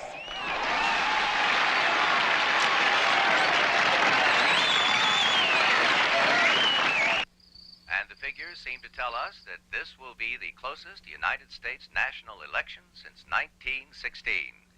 The Democratic nominees, Senator Kennedy and Senator Johnson, are headed for an electoral college majority if this trend continues, although they are carrying fewer than half of the 50 states over the Republican team of Vice President Richard Nixon and Henry Cabot Lodge. Unofficial returns from all 50 states indicate that the popular vote favors Senator Kennedy by less than 0.2%. And as the counting continues, either candidate could be president of the United States by morning. Now let's turn to Well, Congress. we won't know anything till morning. Margins are slightly reduced. So, It's might apparent as well the go to Democrats bed. will retain control of Congress. Of the 34 Senate seats at stake, the Democrats seem certain of 21 to the Republicans 13. The Republicans picked up seats in Wyoming and Delaware at last count. J. Allen Freer, the Delaware Democrat, was the only incumbent senator to lose his Hey, come on upstairs. The Republicans added 22 in the House of What happened? Nothing yet. What does it look like? Like him or me. That tight, huh? That tight. You sure you voted for me? Well, I wasn't going to, but then I thought, what if he loses by one vote? He'll know it was me.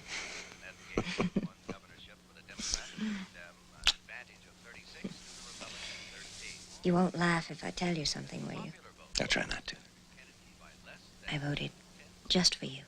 No one else.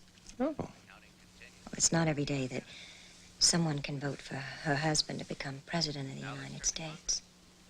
I didn't want to dilute that by voting for someone else. Oh, well, that's no problem. Somebody else will lose by one vote. That's his problem. That's right. You know, if you become First Lady, there's some concessions you'll have to make to the role. Oh, I will. I'll wear hats. Come on.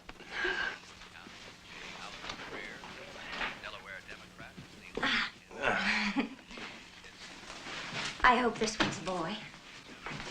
Will be. And I hope he's okay. He will be.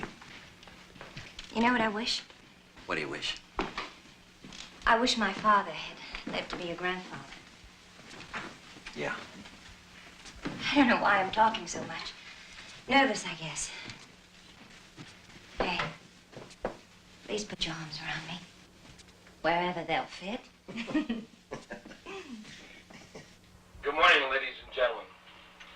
Bob Finch and I have just finished analyzing the latest elections results with Vice President Nixon. The last state we analyzed was Minnesota, where Senator Kennedy now leads. We believe that he will hold that lead and get the electoral vote count that he needs to win the office of the presidency. Oh, bye. I'm going as fast as I can. You okay? Uh-huh.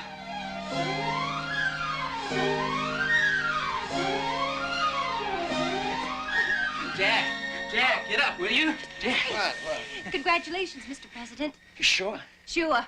Has Nixon conceded? Pretty soon, Herb Klein's going to make a speech. Come on. Vice President Nixon has asked me to deliver two messages, if I may.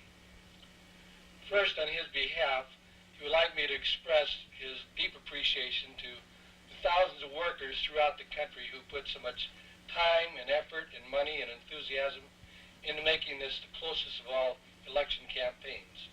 They're magnificent. The Vice President has sent a congratulatory telegram to Senator Kennedy, and I'd like to read that to you. I want to extend my congratulations and best wishes to you. I know that you will have the united support of all Americans as you lead the nation in the cause of freedom and peace during the next 4 years. That's signed Richard M. Nixon.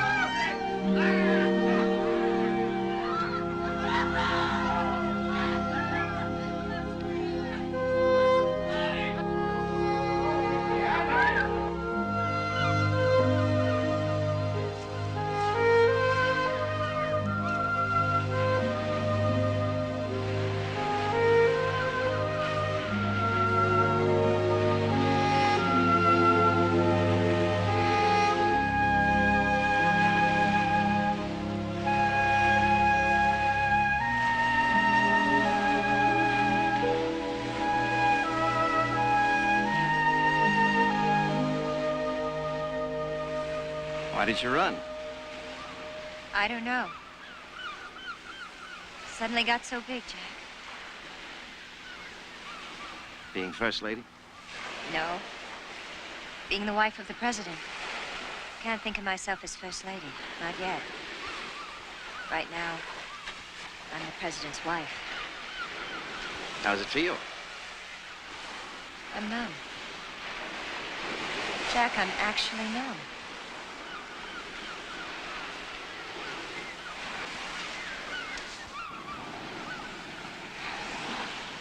Who are these men? Secret Service. So many of them. Why do we need so many of them? It's routine. The president has to be protected. From what? Relax. Nothing's going to happen.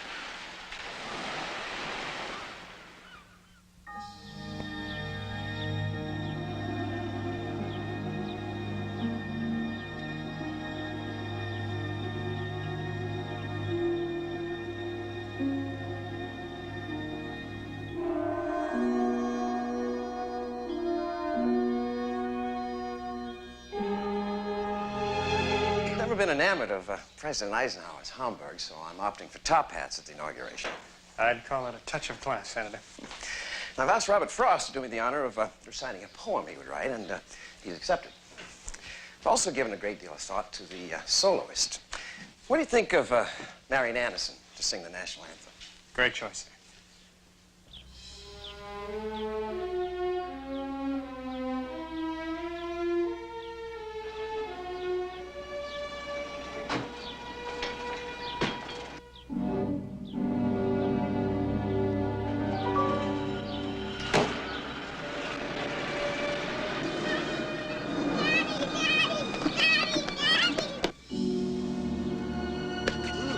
You forgot to give me and John a kiss goodbye.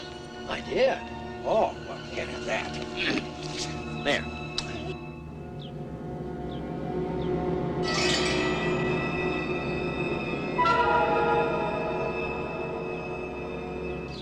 For John. Okay? All right.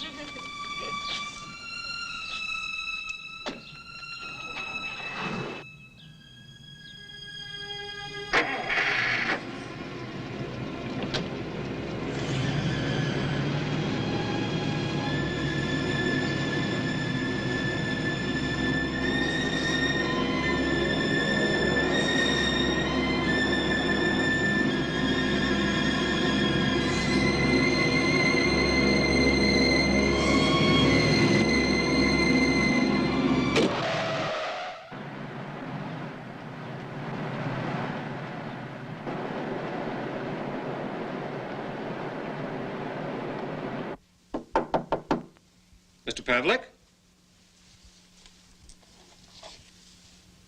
Mr. Pavlik?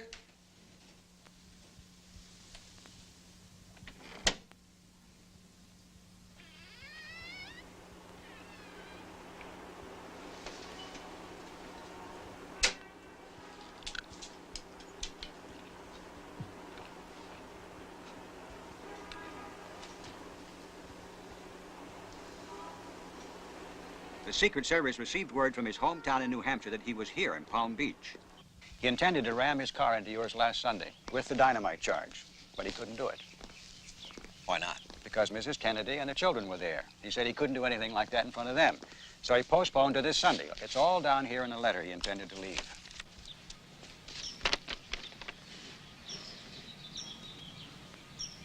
Because the Kennedys bought the presidency and the White House.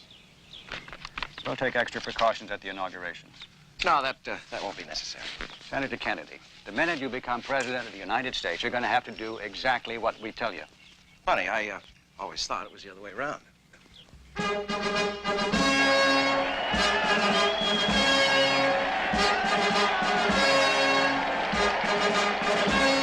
Do you, John Fitzgerald Kennedy, solemnly swear? I, John Fitzgerald Kennedy, do solemnly swear that you will faithfully execute the office of President of the United States. That I will faithfully execute the office of President of the United States. And will, to the best of your ability, and will, to the best of my ability, preserve, protect, and defend the Constitution of the United States. Preserve, protect, and defend the Constitution of the United States. So help you God. So help me God. The federal housing program will be greeted by Congress in the orthodox manner. The Republicans will be screaming that it goes too far towards the left, and the... don't do that, please. Too far to the left, and the liberal Democrats will say that it's too far right. Nevertheless, I asked you not to do that. Nevertheless, it is designed to revitalize the cities as well as encourage a prosperous building industry. And now you'll have to leave. I told you not to do that, and now you have to leave.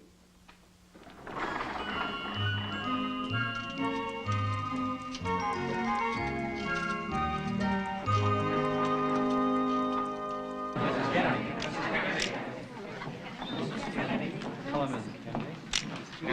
Kennedy. Sit. Sit.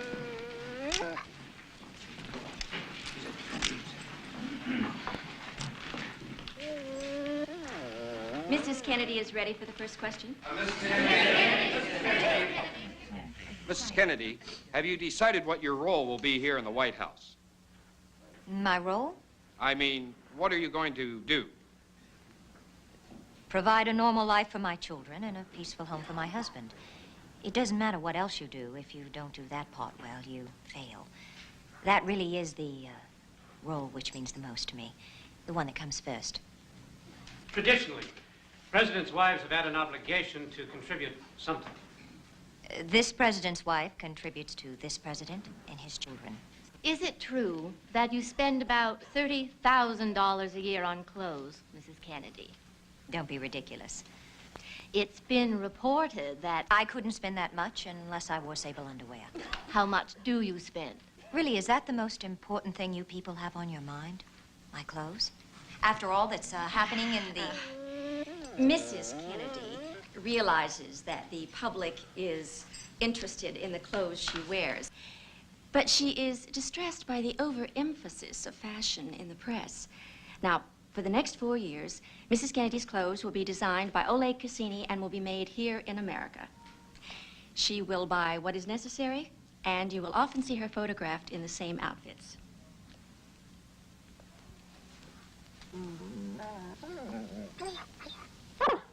Pretty dogs. Yes. Pretty big. Yes. What do they eat? Reporters. I have stood on the top of slippery automobiles, while pregnant, speaking in Spanish. I have been jostled half to death by crowds. I have done everything I could to help you get elected. Now that you're president, all right. I realize that I'm in somewhat of a goldfish bowl. While I'm ready to accept much of it, I will not be questioned as to whether my panties are nylon or silk. I have a private life. Yes, you have. You've just added a country to it, that's all. And to the people of that country, you're a symbol, very important symbol. And I never knew a symbol who didn't stand for something. Like what? Oh, that's up to you. But once you give them something else to question you about, they will. Good evening, sir. Mrs. Kennedy. Good evening. Your guests have arrived, Mr. President. Thank you. We'll have our coffee in the East Room. And would you make sure that the fireplace is lit, please? The fireplace, sir? Mm-hmm. I wouldn't advise it, Mr. President. Why not?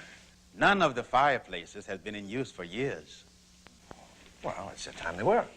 As you wish, sir.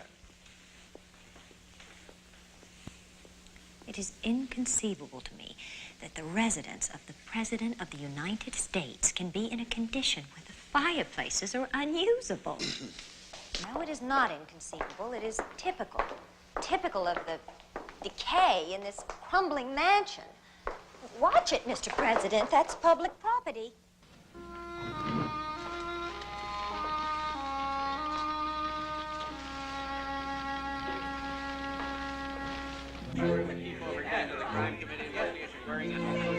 That's exactly. Well, he was looking for publicity, you know. He was trying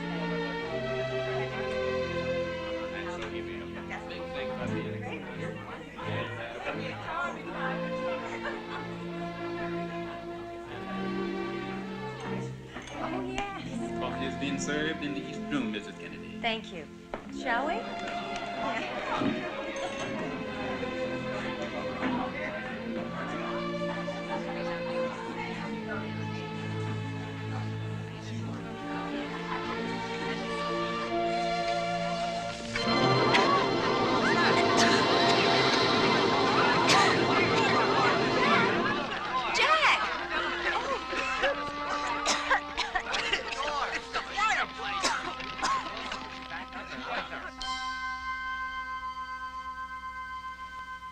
Well, don't feel depressed. Maybe we can get the soot concession here. Swell. Why wouldn't it work? What? Fireplace, everything. This place is a mess, Jack. I mean, it isn't even functional anymore, and it looks so awful. The furniture is a hodgepodge of different styles and different periods. It's dismal. I feel like we live in an institution. The whole place should be refurnished and redecorated. Well, with that, I'm going to bed. Jack. Mm-hmm. You know what the White House should be? What? The prettiest house in America. Well, isn't it? No, but it will be. I promise you it will be.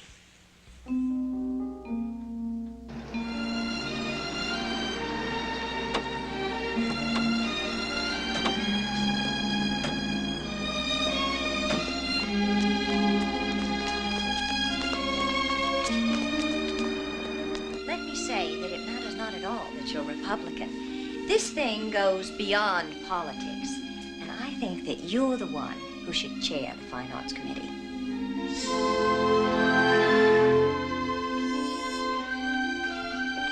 Good morning, Mrs. Kennedy. Mr. Finley, I wanted to follow up my phone conversation with a personal meeting. How delightful. I formed a committee called the White House Historical Association. It will need a chairman. I'd like you to be it. You're not an easy one to refuse. Why would you? I can't think of a reason. My office is this way. Thank you so much for the tour. It was lovely. Now that the bill is passed, we're going to need a curator. And I thought you should know that you've just applied for the job. Here's a list of those who are likely to send money. Tell them we also accept gifts, antiques, paintings. Or get hold of museum people, gallery owners.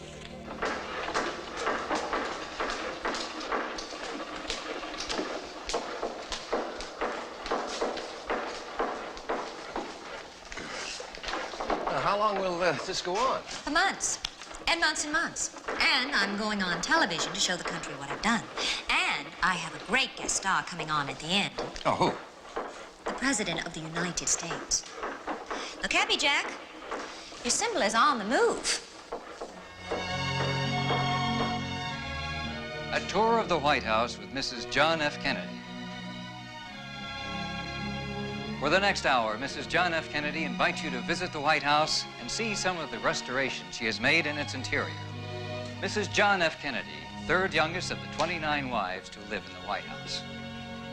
Mrs. Kennedy, I understand that after a dinner in the state dining room, it's customary to withdraw to the Red Room. May we? Of course.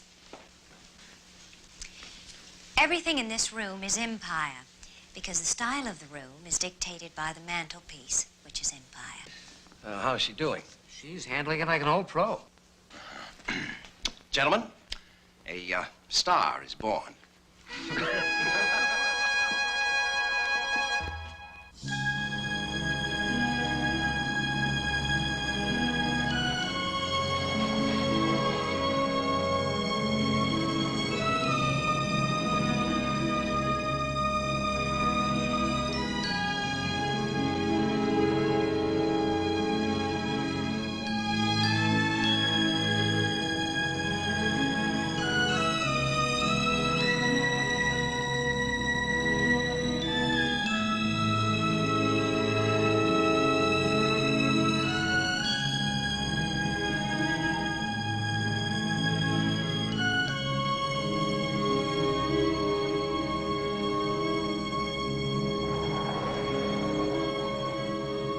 President de Gaulle is looking forward to your visit, Mr. President. There are many things on the agenda which he's anxious to discuss. The common market, NATO... You tell the President that I am most eager for the meeting. Thank you, sir. One more thing, if I may. There is something here which has put me in a state of shock. And I must voice my concern. About what? The lack of security here. Mr. Monet, this is our weekend home. Neither my wife nor myself want it to resemble an armed camp. But, Mr. President, there are no guards or police at the entrance. No sign of anyone along the drive. The front door is unattended, and anyone could have come up that path and shot you as you came out to greet me. Well, I suppose that's true, but... Along the driveway of Charles de Gaulle's country home, there is a sentry posted every 20 meters.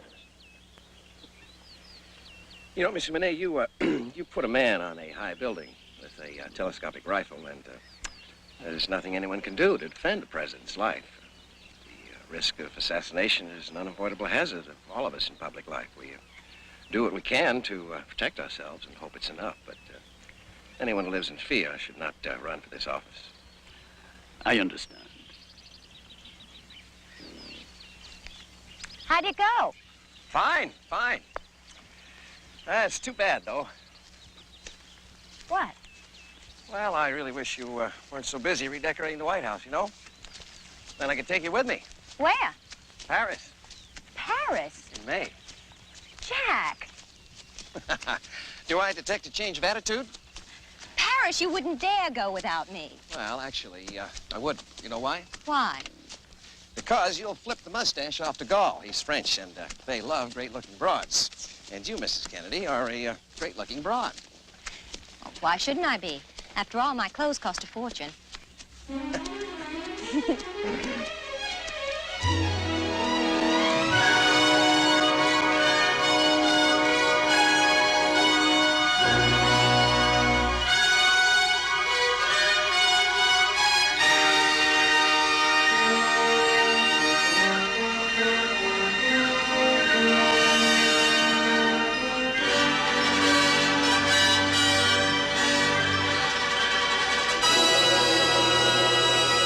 Don't be frightened by the crowds. They sound as though they're ready to stampede, but that's only enthusiasm for the head of state.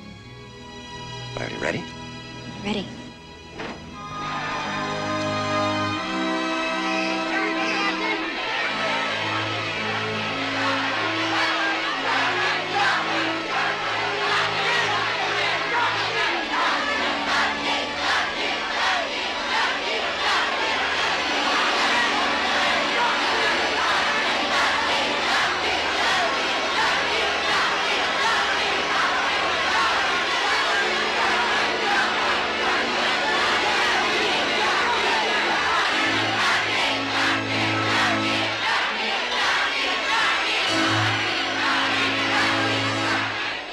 Go, head of state.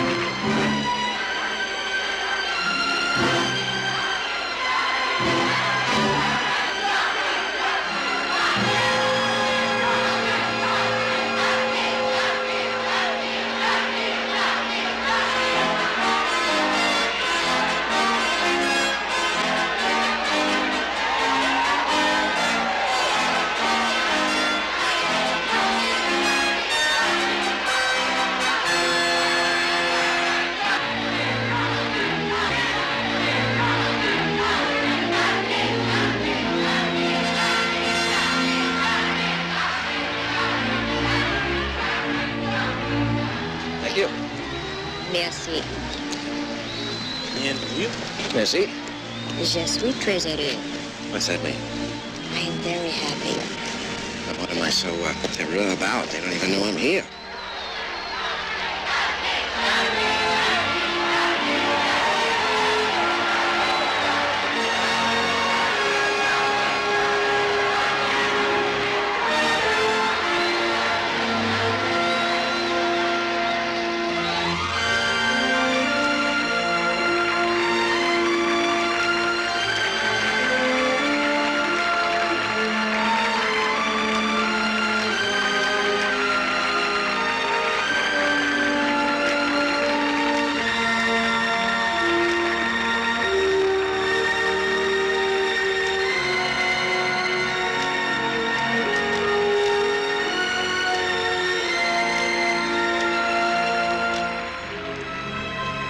Général, que j'ai lu vos mémoires avant ce voyage. Vraiment? En français? Mais oui, en français. Madame Kennedy just told the General she has read his memoir in French. Uh-huh.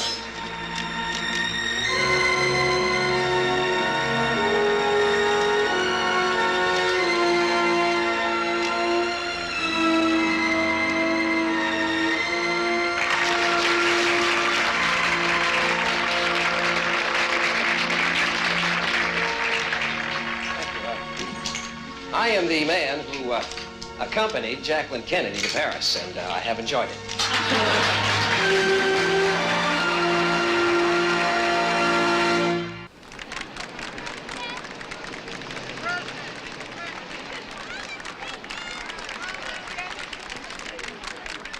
We've been advised against your making the trip. Why? There have been more than the usual threats. We'd feel better if your itinerary did not include Dallas. Threats are like hail to the chiefs there, out of the office. Mr. President, the Dallas News has run an ad from some right-wing group asking why you had ordered or permitted your brother Bobby to go soft on communists, fellow travelers, and ultra-leftists in America while permitting him to persecute loyal Americans who criticize you. How can people write such things? It was in Dallas, sir, that Adlai Stevenson and even Vice President Johnson were manhandled by extremists. Look. The Secret Service cannot guarantee your safety in this area. Now, look.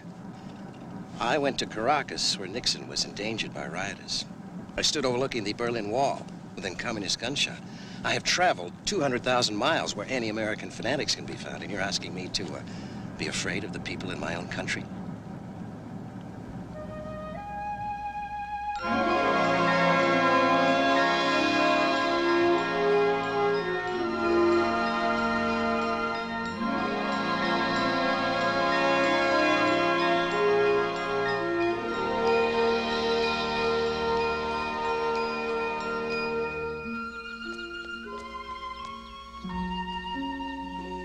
You summoned, Mr. President? I did. Mrs. Kennedy, you're about to be propositioned. Really? Really? I have to go to Texas in a couple of days. Why do you have to? Well, Conley and Yarborough are tearing each other to shreds. If they're not reconciled soon, the presidential ticket won't stand a chance in the state come 64. Even with Lyndon? Even with Lyndon, I barely carried the state. No, I need to broaden my base, and I'd like you there with me. In Texas? Why?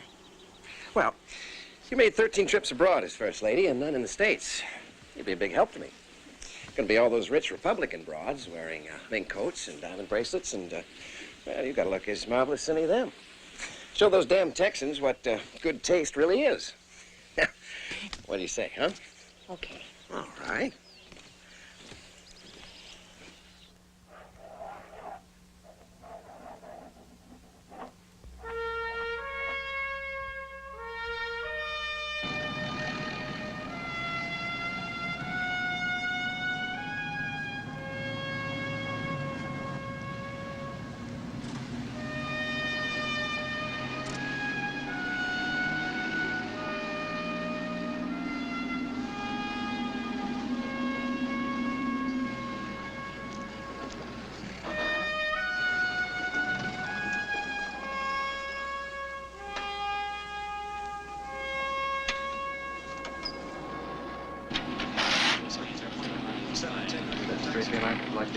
Following contact Seattle departure on 127. How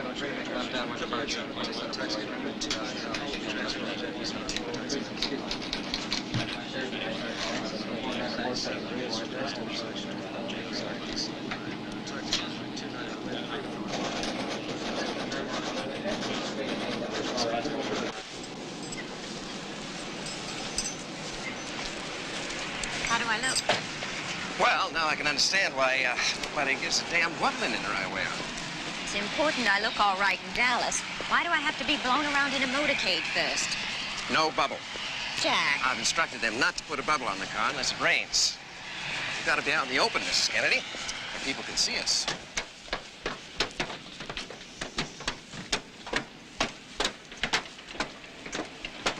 Mr. President? Mr. President? Almost forgot. Here are some of those suggestions you requested on Texas humor. Thank you.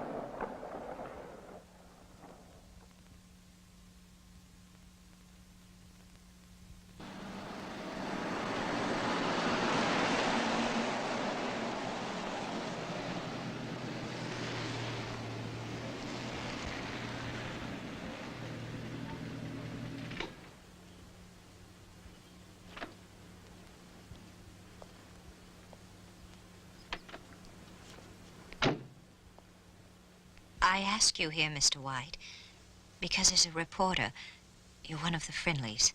I am indeed. Do you want to talk about it? Yes. There'd been the biggest motorcade from the airport. Hot, wild, like Mexico and Vienna. The sun was so strong on our faces. I couldn't put on sunglasses. And then we saw a tunnel up ahead. I thought it would be cool in the tunnel. I thought if you were on the left, the sun wouldn't get in your eyes. They were gunning the motorcycles. There were these little backfires. There was noise like that. I thought they were backfires. Then next, I saw Conley grabbing his arm, saying, "No, no, no." No, with his fist beating. Then Jack turned and I turned. All I remember was a blue-gray building up ahead. And Jack turned back so neatly. His last expression was so neat. You know that wonderful expression he had when they'd ask him a question about one of the 10 million pieces they have in a rocket. And just before he'd answer, he looked puzzled. Then he slumped forward. He was holding out his hand. Then he slumped into my lap. Then Glenn Hill, the Secret Service man, he loved us. He made my life so easy. He was the first man in the car. And I kept saying, Jack, Jack. And someone was yelling, he's dead. He's dead. All the ride to the hospital, I kept bending over him, saying, Jack, Jack, can you hear me? I love you, Jack. But he was dead. Oh. At the hospital, they tried to keep me from him, but I said, I'm not leaving. It's my husband. His blood is all over me. History. History. It's what those bitter old men write about.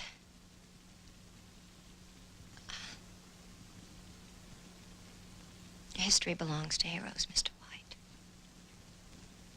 And heroes must not be forgotten.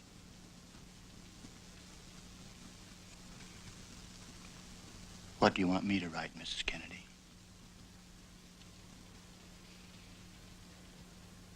No one will ever know everything about Jack. This little boy sipped so much of the time. Reading the Knights of the Round Table. Jack was full of history. And if it made him this way, if it made him see the heroes, then maybe other little boys will see history. Why did I wash the blood off? I should have left it there. Let them see what they've done.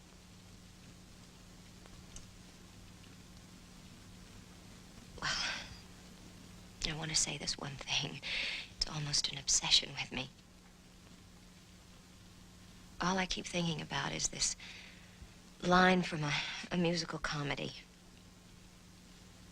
At night, before we'd go to sleep, we had an old Victrola.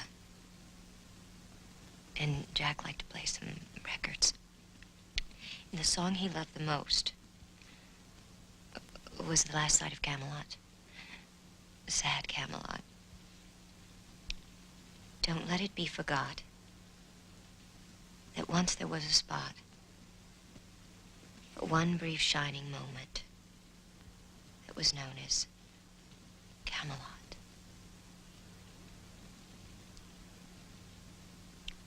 There'll never be another Camelot again.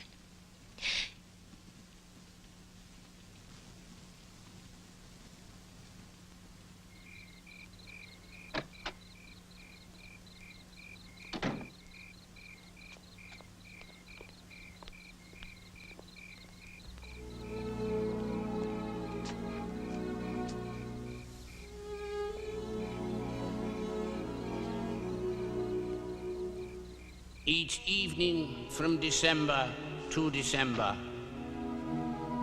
before you drift to sleep upon your cot, think back on all the tales that you remember of Camelot. Ask every person if he's heard the story, and tell it strong and clear if he has not. that once there was a fleeting wisp of glory called Camelot. Camelot. Camelot.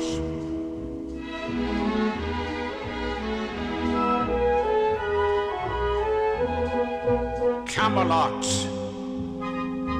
Camelot.